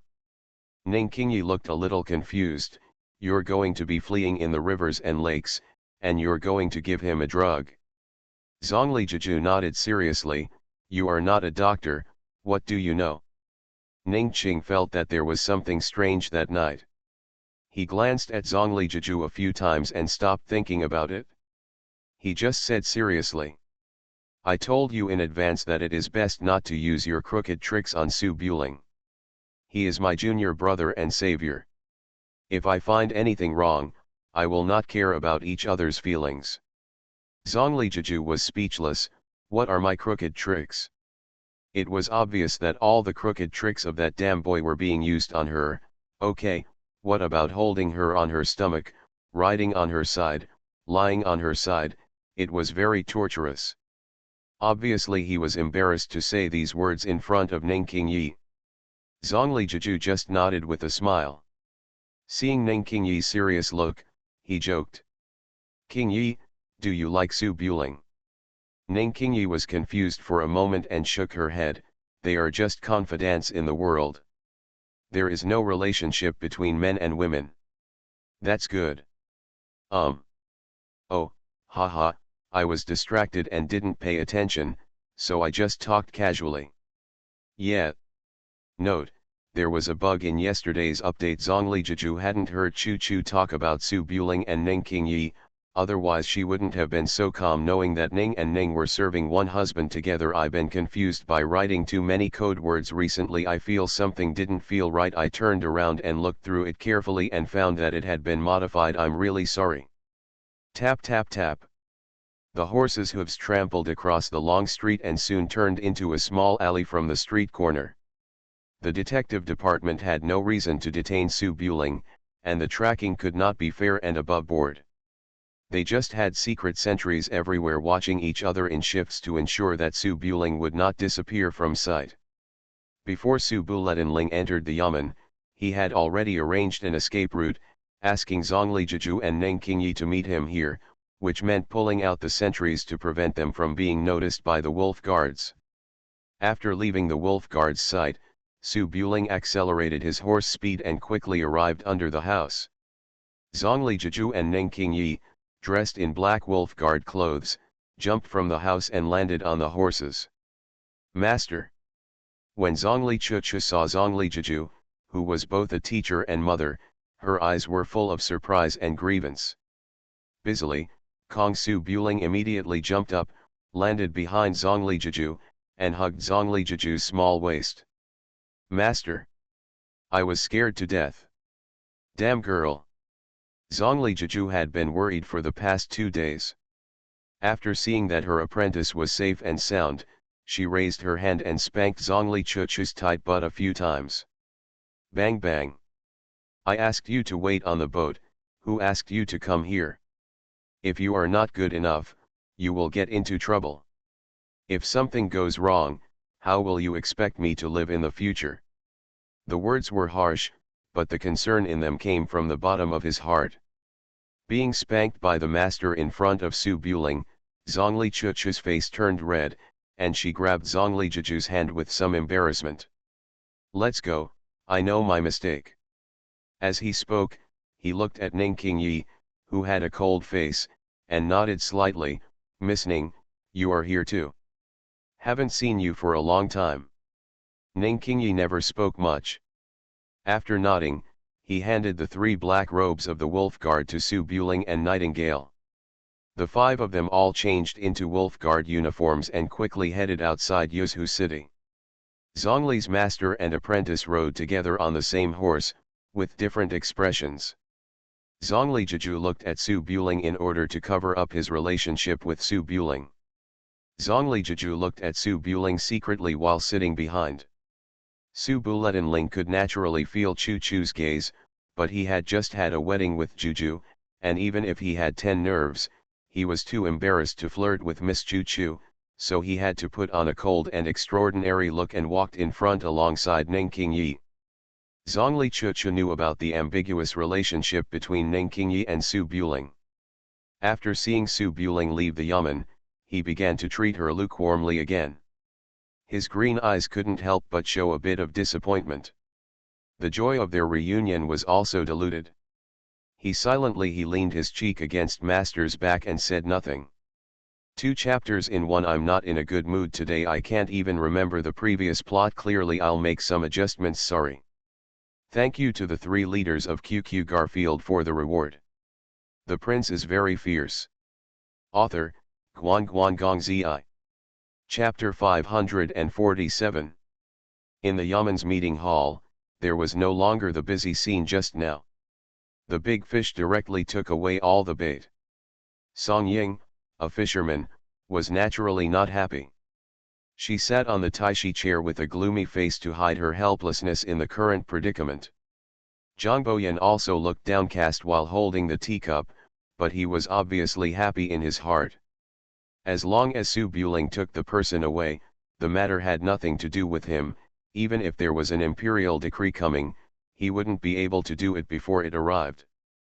Mobilizing manpower, anyway, if the errand is done wrong afterwards, it is also the problem of the investigation department. It is better to offend Song Ying than to be chopped down by Prince Su for being so attentive.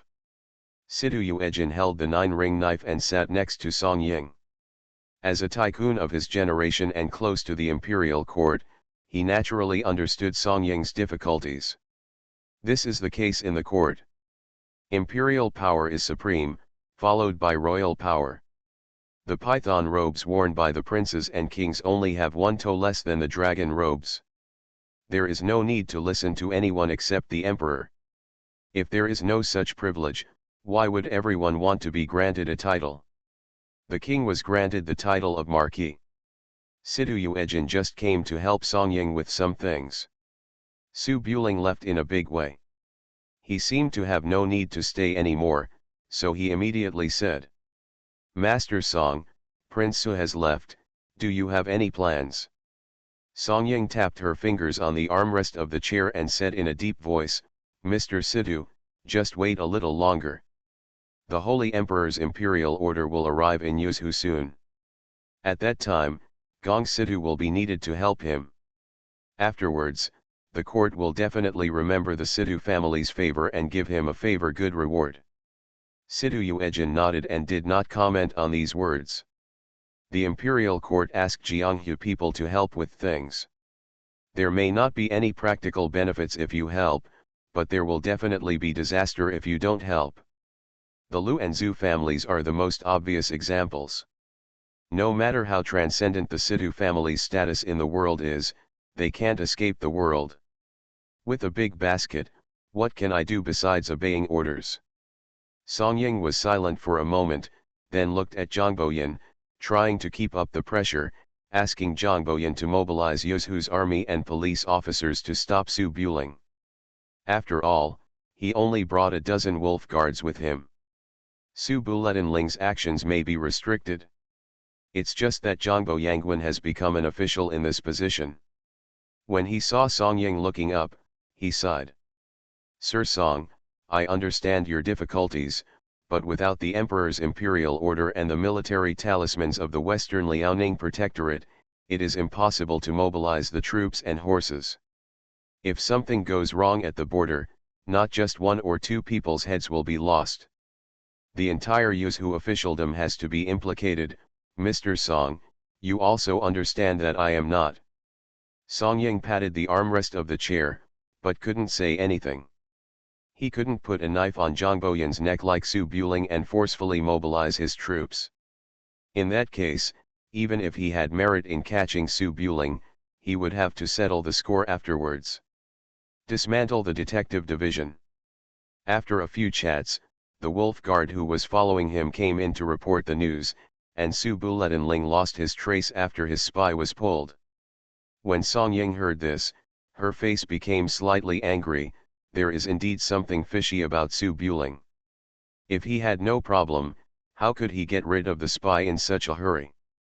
Mr. Zhang, if you delay any longer, if Su Buling escapes from Yuzhu. Zhang Boyan shook his head. Mr. Song, what you said is wrong. You sent people to stare at people for no reason.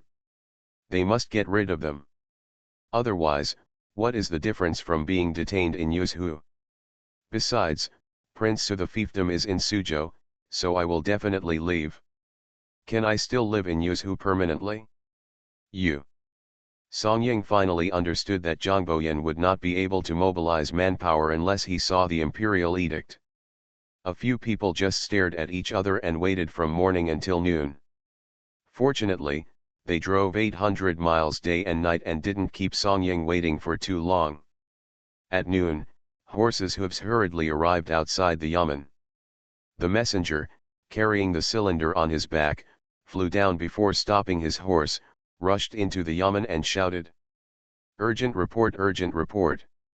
Song Ying stood up when she heard the sound, rushed to the outside of the yamen to take the cylinder, opened the cylinder and took out a few secret letters, glanced at it and ran back to the meeting hall, throwing one of them into Zhang Boyan's arms.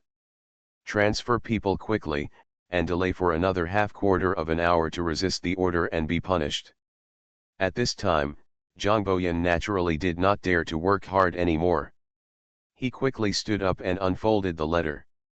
After scanning it, his face was shocked. Sealing the entire territory of Yuzhu? What happened? Song Ying had the emperor's imperial order and had completely lost her patience. She unsheathed the Yanling sword at her waist and said coldly, "Come here, take off Zhang Boyan's official robe." "Hey!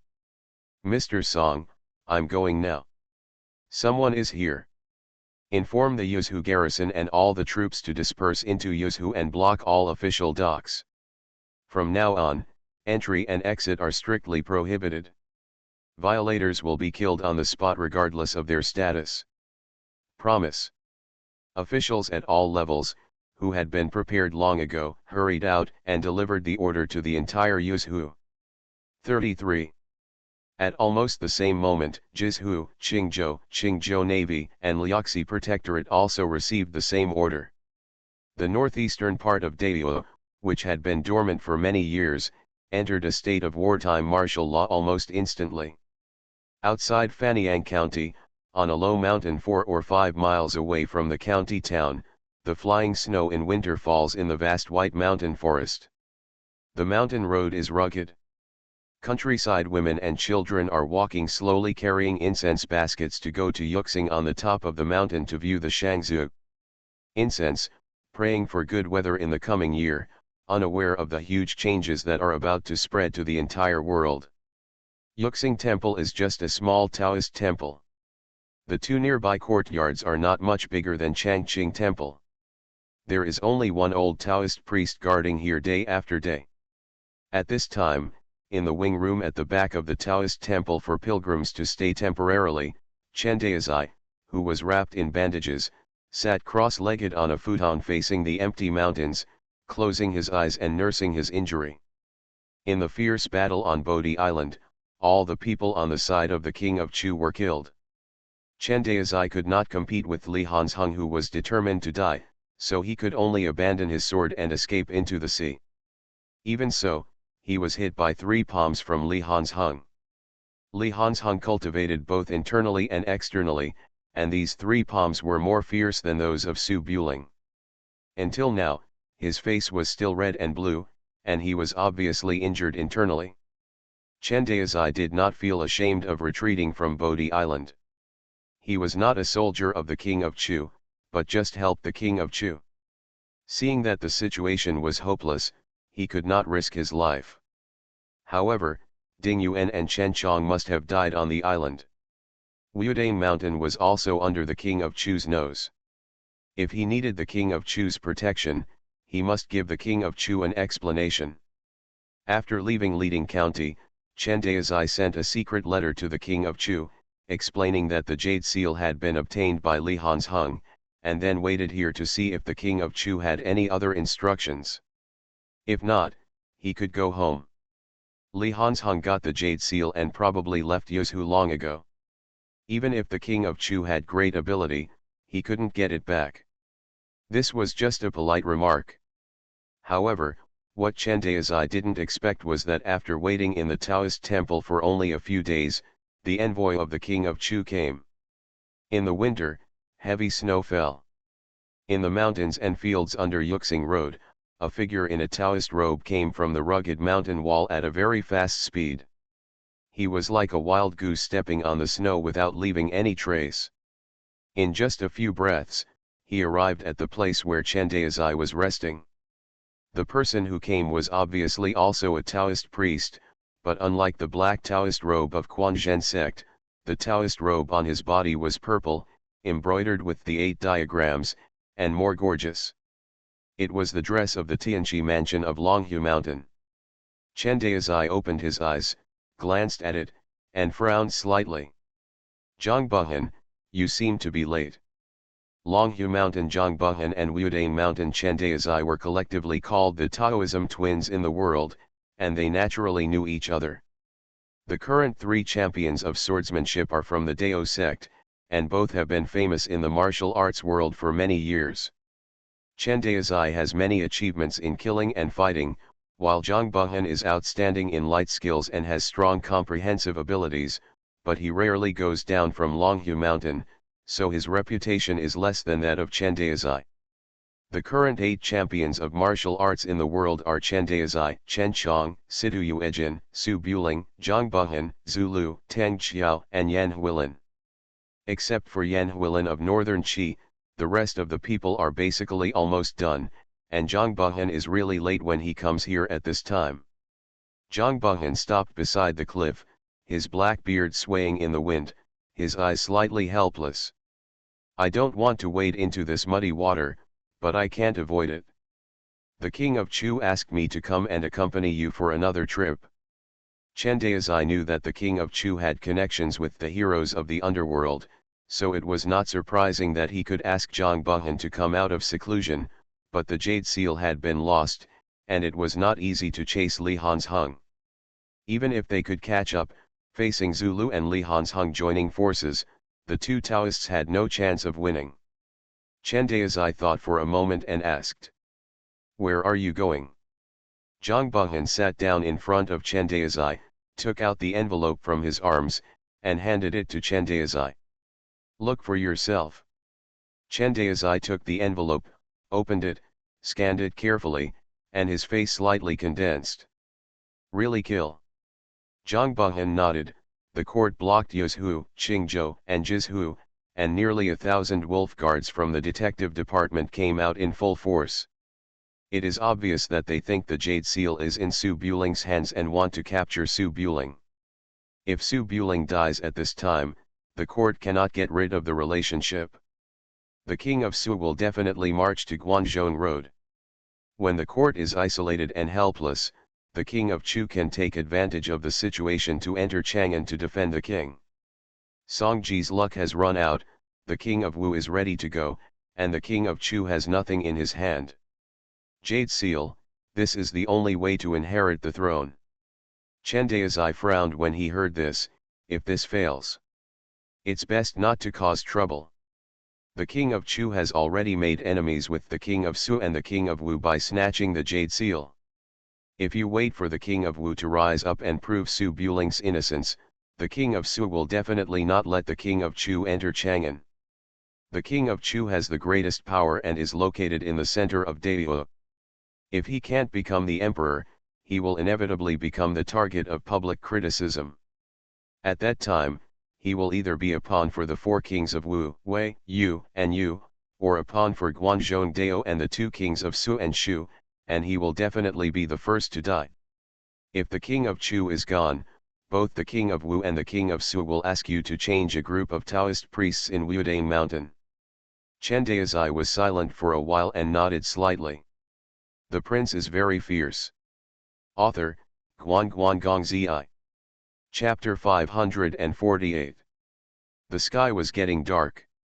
After Su Buling came out of Yuzhu city with the 4 girls, he knew that going southwest was all about spying, so he turned around and galloped north for more than 80 miles, and came to the Dahaishan area, preparing to walk through the desolate terrain.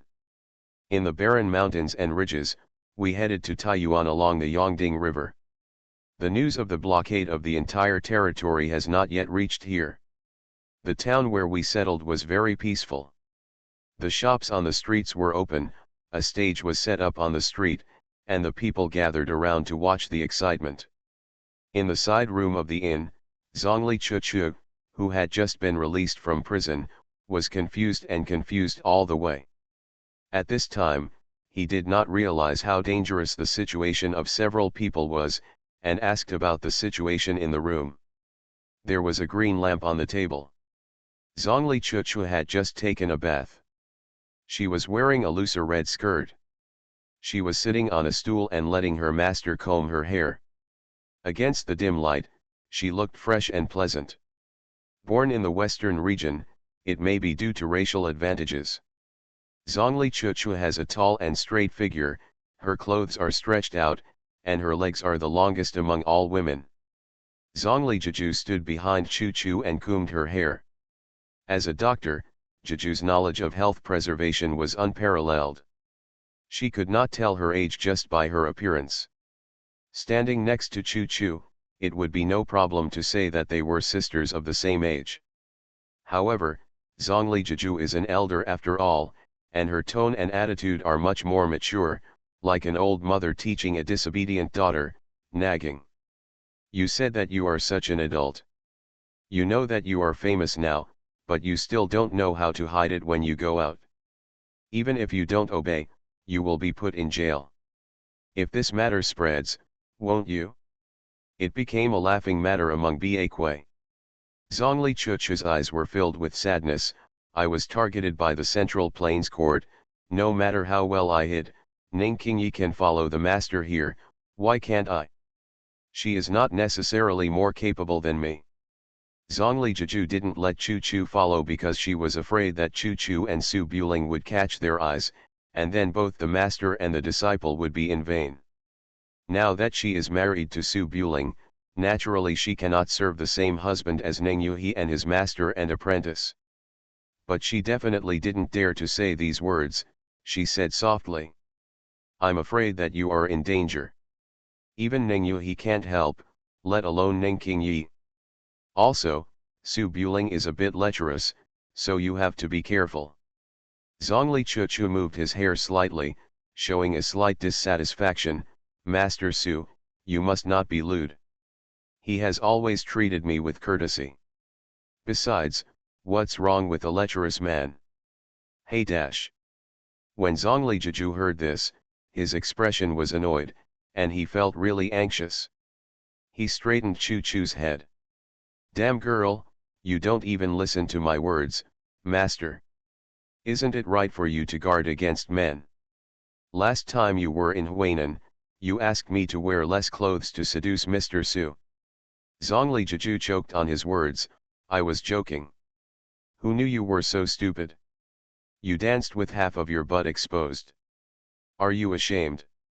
Zhongli Chuchu was a little aggrieved, but once she was a master, she was always a mother. She couldn't be serious with her master who had an out-of-touch personality, so she could only reluctantly agree. When Zhongli Juju saw her apprentice reacting so strangely, she felt a little panicked. As the saying goes, if you don't keep a good girl, you will become enemies if you keep her naturally. She would not stand in the way of someone Chuchu was interested in.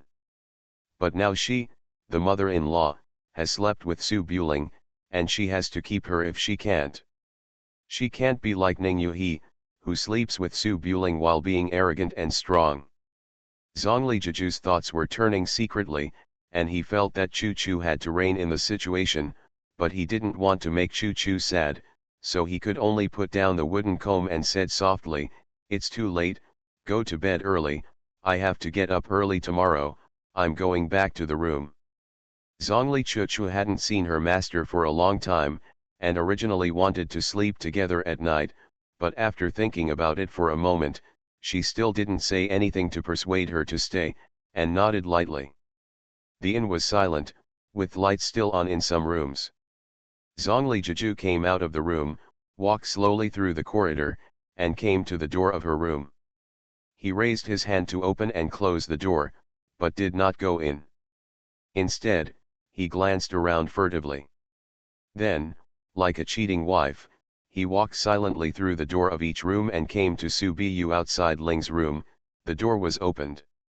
An oil lamp was lit in the room, and Su Buling sat at the table, holding a pen and choosing an escape route on the map. Nightingale was lying on the quilt obediently, with a facial mask on her face, quietly caring for her skin that was beaten by the wind and snow. Seeing Zhongli Juju sneaking in, Su Buring raised his eyes, a little surprised, but he understood immediately and showed a very gentle smile. Zhongli Juju knew that Nightingale knew everything, but she was still a little embarrassed to come over to talk privately at night. She took out the little sparrow that was keeping warm in her sleeve and whispered, "Nightingale, it's suffocated in your sleeve, take it out for a walk. It's the coldest month of winter, and it's snowy and windy." The little sparrow's eyes were filled with fear and she wanted to fly back to find Chu Chu, but she could only turn her little head as she was being held. The nightingale particularly liked the little sparrow, and knew that the young master had something serious to do. She got up, washed her face, and took the hopeless little sparrow out of the room. After Zhongli Juju waited for Nightingale to leave, she glanced outside the door to make sure no one was paying attention, then she closed the door gently. Before she could even fasten the bolt, her buttocks were pinched. She turned around quickly in shock, and her mouth was blocked again. Woo! Zhongli Juju was anxious and shy, and did not dare to make any noise by slapping, so she could only respond awkwardly twice, and then pushed Su Buring's face away. "My lord, don't be so impatient. I'm not here to talk to you about business." Su Buling hugged his good wife, turned around and walked to the table, placed Zhongli Juju on it and sat on it, raised his hand and pressed it down. "That's what you say, I'll listen." Zhongli Juju has a more free and easy personality than ordinary women, but she is not open enough to play around after the wedding. She pressed her skirt and pressed her legs together, refusing to open them. She twisted her shoulders and glared. "Su Buletinling, if you keep doing this, my sister won't like you." This threat was quite scary. Su Buling curled his lips slightly, dragged the chair over, sat down in front of the table, then held Zhongli Juju's embroidered shoes and played with them gently. Okay, whatever the lady says is whatever it is, I'm not in a hurry." Zhongli Juju sat on the edge of the table, her cheeks were hot and red, but her expression was very serious. She looked down at Su Buling. "Did you touch Ning Yuhi, master and disciple?" "Well, all of them." Su Buletinling frowned. It was always dangerous for a woman to talk about other women. He sat up a little straighter and said seriously, "No, I just fall in love with master." "Bah, you still have the nerve to talk about the same thing, but you are just greedy for the body of Ba Kuei, and you still have the nerve to call me master, evil disciple." Zhongli Juju glared and continued, "Where's Ning Qingyi, have you touched someone else too?" Su Buling blinked, "Well, no." "You still said no, Chu Chu told me." "How could Chu Chu know?" "I forgot who told her, but she did anyway."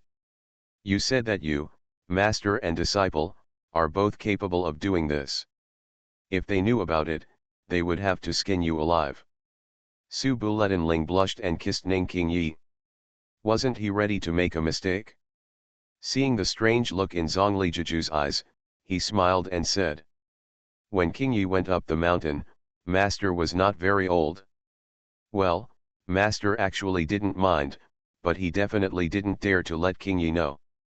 King Yi has a straightforward temper. What? Zhongli Jiju was stunned for a moment, then his eyes were full of disbelief, and he leaned a little closer. Ning Yuhi, who is so thin-skinned, is actually willing to accompany you with his apprentice. Su Buling nodded, rather shamelessly. That's right, Master is very considerate. He was still in the wilderness a few days ago. He whispered something into Zhongli Jiju's ear. Zhongli Jiju listened intently, his face turned red, then his eyes were frightened. He shook his head like a rattle, and pushed Su Buling away, who was eager to try. Bah, stay away from me. How can you do that in a place like that? I won't try. Ning Yuhi, I really can't tell. Su Buring pinched her cheek. Madam, haven't you read a lot of books? I'm reading a medical book. Which medical book says this? Zhongli Jiju felt weird in her heart and subconsciously covered her buttocks. She was about to continue discussing this ulterior private matter with her husband. Suddenly he realized that he was off topic again and said seriously. Don't interrupt. Su Buling, I'm warning you. Ning Yuhi can do the kind of thing where master and apprentice serve the same husband, but I can't do it. Chu Chu and I are the same mother and daughter. If you dare to hit Chu Chu, pay attention, I will destroy you. He made a scissor gesture. Su Buling felt a chill somewhere on his body, held Zhongli Jiju's finger, and said helplessly, Madam, don't get excited. How could I catch Chu Chu's attention? Since I met you, Chu Chu and I have kept a distance. Last time on the boat, Chu Chu's waist almost broke, but I couldn't even sit still. Zhongli Jiju pursed her lips and nodded when she saw that Su Buling was serious. But after thinking about it carefully, it was Chu Chu who met Su Buling first. When she came over, the two of them had already developed feelings for each other. Strictly speaking, she was the one who stole her love, and now she is still obstructing her.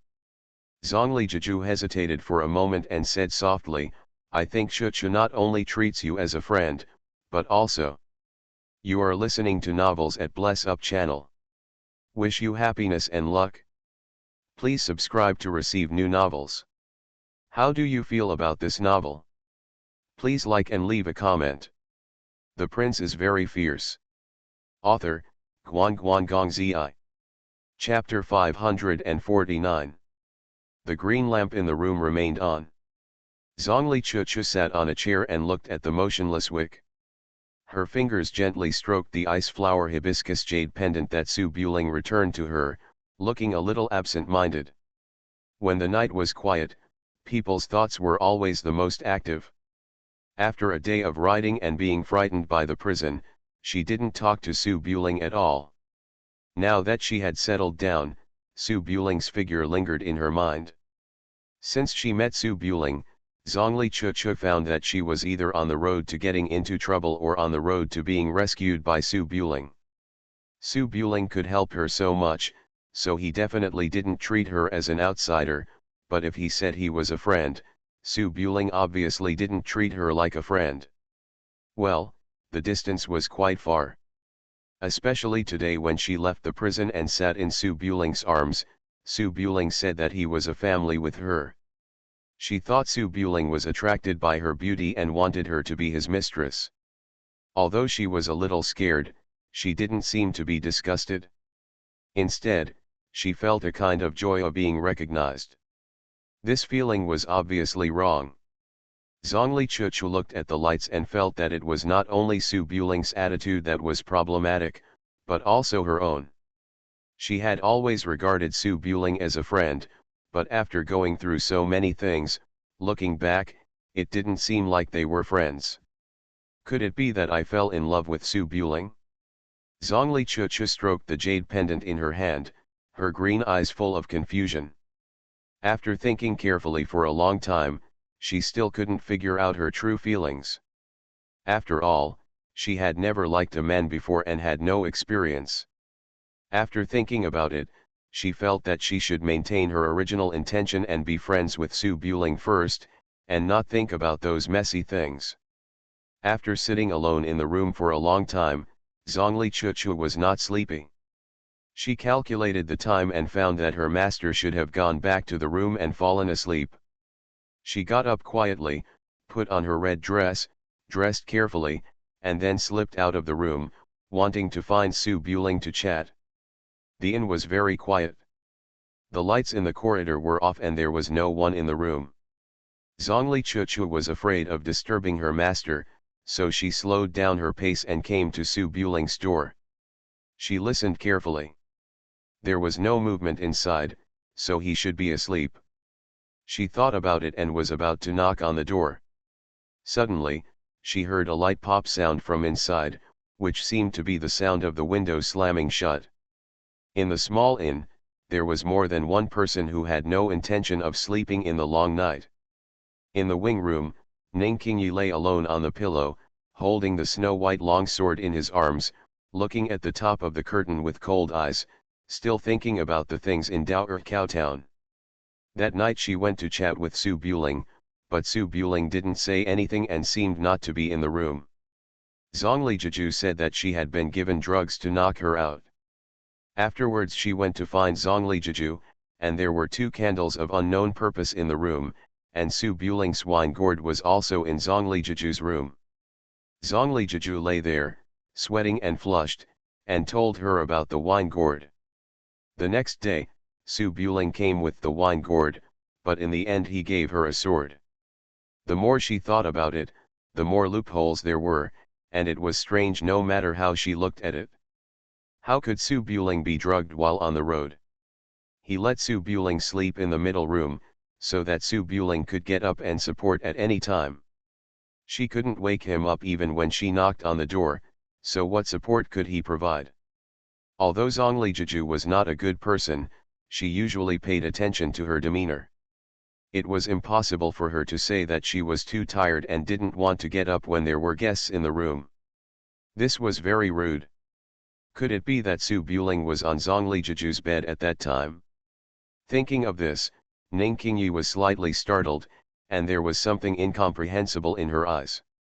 Zhongli Jiju is of the same generation as her master. Su Buling is a talented and handsome prince, so how could he be so young as to seduce an old woman? No, among Su Buling's women, Xiao Xiang'er and her sister are older than Su Buling, and are the same age as his master. Could it be that Su Buling likes mature women? Ning Qingyi tilted her head slightly, and the more she thought about it, the weirder her eyes looked. She lowered her head and glanced at herself, thinking that she was not mature either. Could it be that in Su Buling's eyes, she was still a mature woman similar to Zhongli Jiju? She is only 18. Ning Qingyi thought about it and felt that he had to understand the matter clearly. What if Zhongli Jiju was so young as to seduce the younger generation with bad intentions? Chuchu seems to like Su Buling. If Zhongli Jiju really does such a thing that would anger the heavens and the people, he must find a way to stop Chuchu, so as not to delay Chuchu's life. While thinking, Ning Qingyi saw a shadow floating past the door silently from the corner of her eye. She thought it was Zhongli Jiju, so she got up and walked to the door to check, but she didn't expect to see Zhongli Chuchu dressed up and sneak towards Su Buling's room through the crack of the door. Ning Qingyi was puzzled. What was she trying to do by running into a man's room in the middle of the night and dressing so beautifully? Out of curiosity and suspicion, Ning Qingyi loosened the bolt, turned around and walked to the window, jumped out as light as a swallow, and came to Su Buling's back window from under the beam. There was no light or sound in the room. Ning Qingyi had just stopped on the eaves outside the window when she heard a man in the room say "don't," as if to dissuade her from doing something. But this dissuasion was obviously meaningless, because the window in front of Ning Qingyi was pushed open directly, almost knocking her down. Ning Qingyi was startled and thought Su Buling had discovered her. She hurriedly wanted to run, but when she looked up, she saw a disheveled woman in the window, with a panicked look on her face, preparing to get out. In the dim light, you can see that the woman in the window is wearing a messy dress. It is obvious that she put it on casually and didn't have time to close it. She is as white as a lamb, with beads of sweat on her forehead, black hair sticking to her cheeks, and her cheeks still have a little blush. Looking down, there are two white balls. Hiss. Ning Qingyi was struck by lightning and covered his mouth suddenly, shocked beyond words. Not to mention Zhongli Jiju in the window. Seeing Ning Qingyi was actually outside the window, she was so scared that she almost screamed and quickly covered her mouth. The four eyes met for a moment and saw the incredible look in each other's eyes. Bang! Zhongli Jiju didn't care whether he was hiding his ears and stealing the bell, and suddenly closed the window again. Ning Qingyi stood at the window with his eyes wide open, his head buzzing. At this time, he hadn't reacted to what he had just seen, and he just felt like a dream. On the other side of the room, Zhongli Chuchu was startled when she heard the sound of the window closing. It was obvious that it was not closed naturally by removing the support rod, but was closed by someone. Could something happen in the house? Chuchu was anxious, thinking that the court was chasing after her, and without thinking, she raised her hand and pushed the door open. Although she was not good at martial arts, she still had martial arts skills. With a full push, the bolt broke directly and the two doors opened instantly. Zhongli Chuchu quickly reached for the poison needle hidden weapon on her waist, and her sharp eyes swept into the room, only to see a white shadow directly drilled into the curtain, with an amazing speed, almost flashing. The light was dim and only a rough outline could be seen, but Yang and Su Buling definitely did not have such developed chest muscles. Ning Qingyi might have them, but Ning Qingyi's body movements were completely different. Zhongli Chuchu had been with her master for many years and was very familiar with his size. This emergency avoidance action and familiar figure allowed Zhongli Chuchu to recognize who the white shadow was at the first time. Master! Zhongli Chuchu was stunned. She thought something had happened to her master and ran into the house. But as soon as she stepped into the room, she remembered that this was Su Buling's room. Zhongli Chuchu was shocked, and her astonishment turned into disbelief. She was stunned on the spot, and the poison needle porcelain bottle fell to the floor with a light click. Su Buling, who was blocked by Ning in front and Chu in the back, was also a little shocked. He quickly hid his wife with the quilt, stood up in his robe, and said with a forced smile. Chuchu, why are you here? I was practicing Tai Chi in the house without clothes just now. You. Zhongli Chuchu's face turned pale, then turned red, and then pale again, her shoulders trembled slightly, and tears suddenly welled up in her eyes. She looked at Su Buling, whom she admired the most, in disbelief, and then turned her gaze to the curtain behind her. After a slight hesitation, anger and grief emerged on her cheeks, and she rushed to the curtain. You bastard, what did you do to my master? Master! Zhongli Chuchu was a little hysterical, with crying and unspeakable anger in her voice. Su Buling's scalp was numb, and he quickly raised his hand to stop him. Chuchu, what are you doing? I haven't put on my clothes yet. Get out of my way. Zhongli Chuchu burst into tears, pushed Su Buling away with a crying voice, rushed to the bed and lifted the curtain. Ah! A soft scream sounded, and the panicked Zhongli Jiju suddenly covered her face with the quilt, huddled in the corner and trembled slightly. Master! Zhongli Chuchu's eyes were shocked and angry. She thought that her master was forcibly defiled by Su Buling, but after a closer look, there was no sign of struggle on the quilt. There was even a wine gourd on the stool next to her. The hairpins of her master and Su Buling were also placed next to the wine pot. It was obvious that they were put down casually after untying their hair. How could they pay attention to these when they were forcing? Could it be? Zhongli Chuchu's red lips slightly opened, her eyes were full of disbelief, and her hand that lifted the curtain trembled slightly, but she couldn't speak. In theory, her master was waiting to be married and found a man of his choice. She should be happy. She had mentioned this to her master before. But after discovering that the person next to her was Su Buling, Zhongli Chuchu collapsed for no reason, as if the whole world collapsed at this moment. Zhongli Juju's face was pale, and he huddled in a corner, no longer the strict teacher he used to be. There was a hint of grievance and self-blame on the corners of his mouth. Seeing that he couldn't hide, he weakly peeked out from behind the quilt, and his voice was barely audible. Chuchu, I. Woo. A whimper that was difficult to express came out. Zhongli Chuchu kept shaking his head, covering his lips with the back of his hand, looking at the only person he regarded as a relative in his life, and slowly backed away. Chuchu, don't be like this, Su Buling and I are in love, You are all bastards. You are all liars. Zhongli Chuchu didn't want to listen, and couldn't restrain herself anymore. She pushed Su Buling away hysterically and ran out the door. Zhongli Juju was panicked, tears rolled down her face, and she hurriedly called out, Chuchu. Don't run, I was wrong. Ning Qingyi stood outside the window. She was originally very angry about Su Buling and Zhongli Juju's mess, but when she saw Chuchu being provoked like this, her discomfort seemed to be nothing. Ning Qingyi quickly opened the window and came in, staring at Su Buling angrily. You pervert, what's wrong? Don't you know that Chuchu has a good impression of you? Why did you touch her, master? Please help me watch Juju. Su Buling didn't know what to say. He didn't expect Zhongli Chuchu to react so strongly. He quickly put on his clothes and chased after her. Zhongli Juju retreated to the corner again, his face red and white, his mind was in a state of confusion, and he didn't know what to do at all. Ning Qingyi has always been straightforward. Seeing Su Buling running away, he looked at Zhongli Juju. Why do you even snatch your apprentice's man?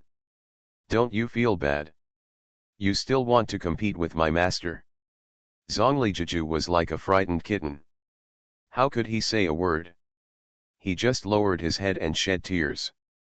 Ning Qingyi didn't know how to deal with emotional problems. He wanted to chase after her, but he was afraid that Zhongli Juju would do something stupid because of self-blame. He could only stand in the room angry and embarrassed. The prince is very fierce. Author, Guan Guan Gong Zi.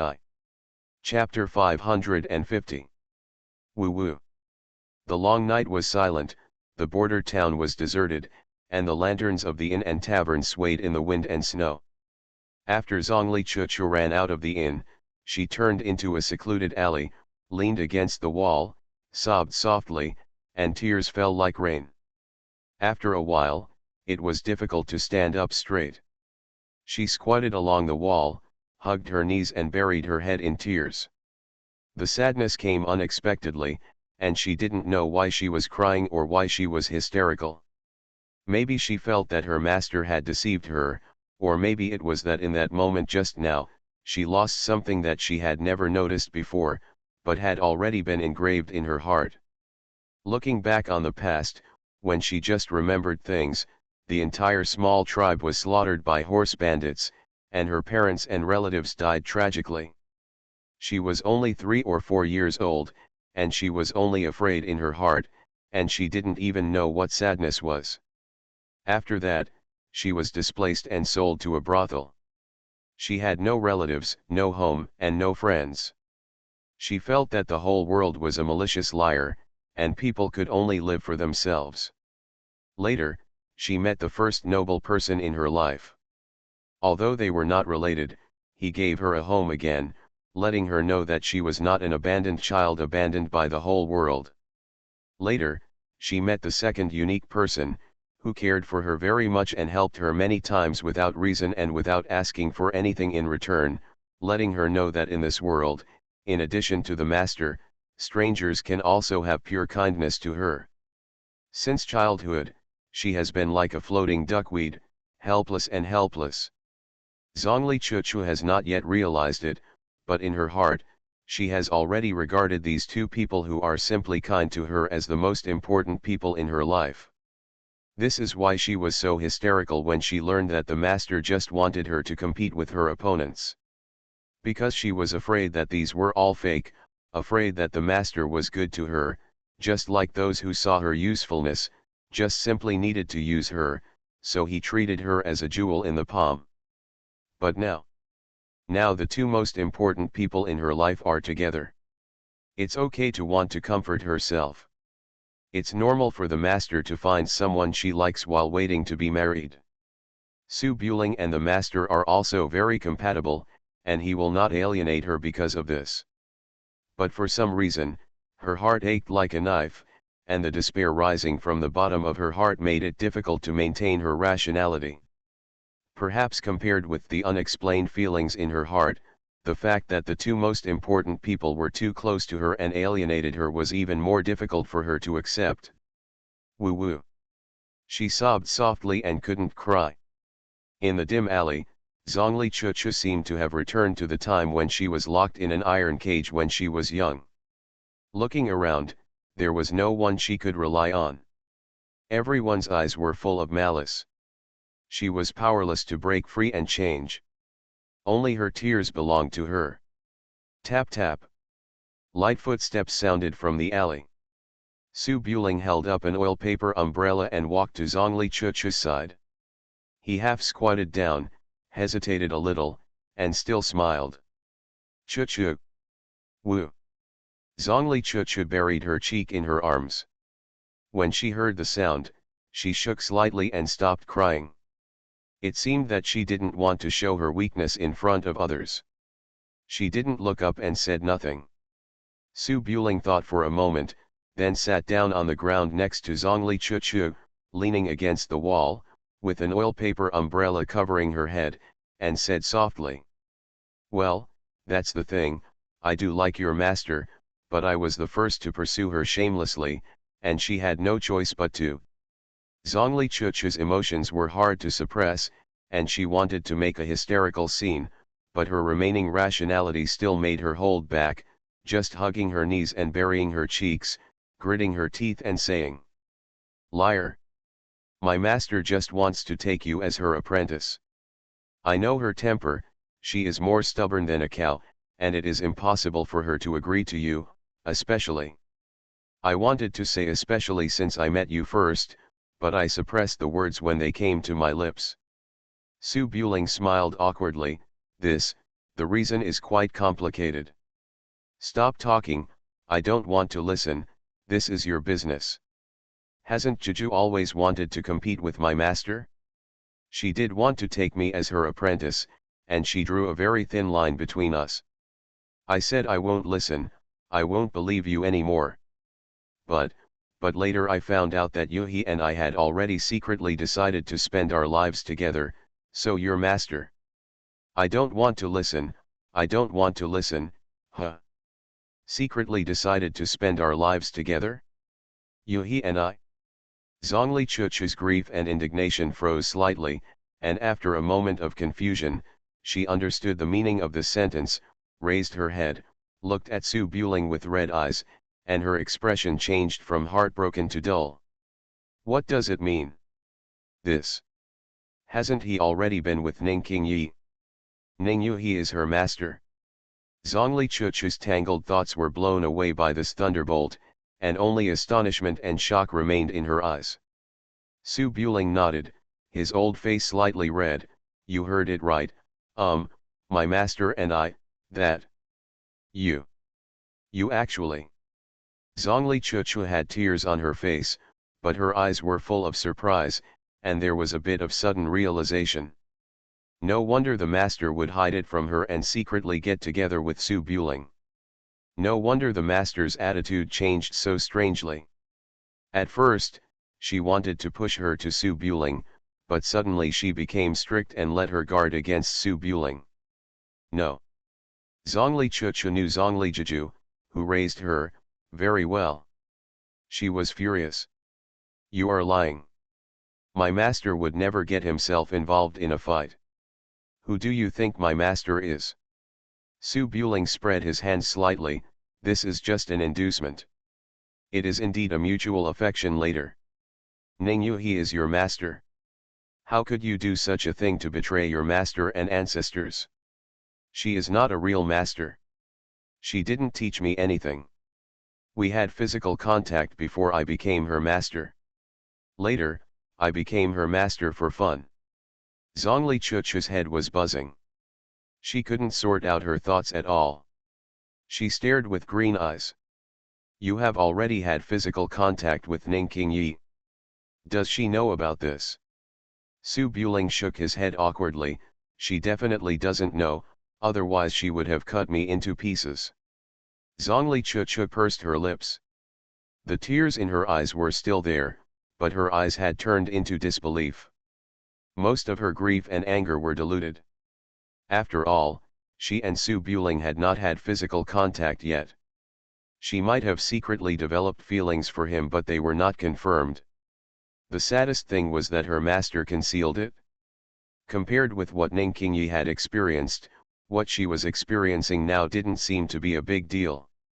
Zhongli Chuchu was shocked by this incomprehensible news, and her rationality recovered a little, and then her eyes showed indignation again. Are you still a human? How could you do such a thing? You are a bastard, a scum, a big liar who plays with women's feelings. The words were full of grief and grievance, and it was unclear whether he was scolding Ning Qingyi or scolding himself.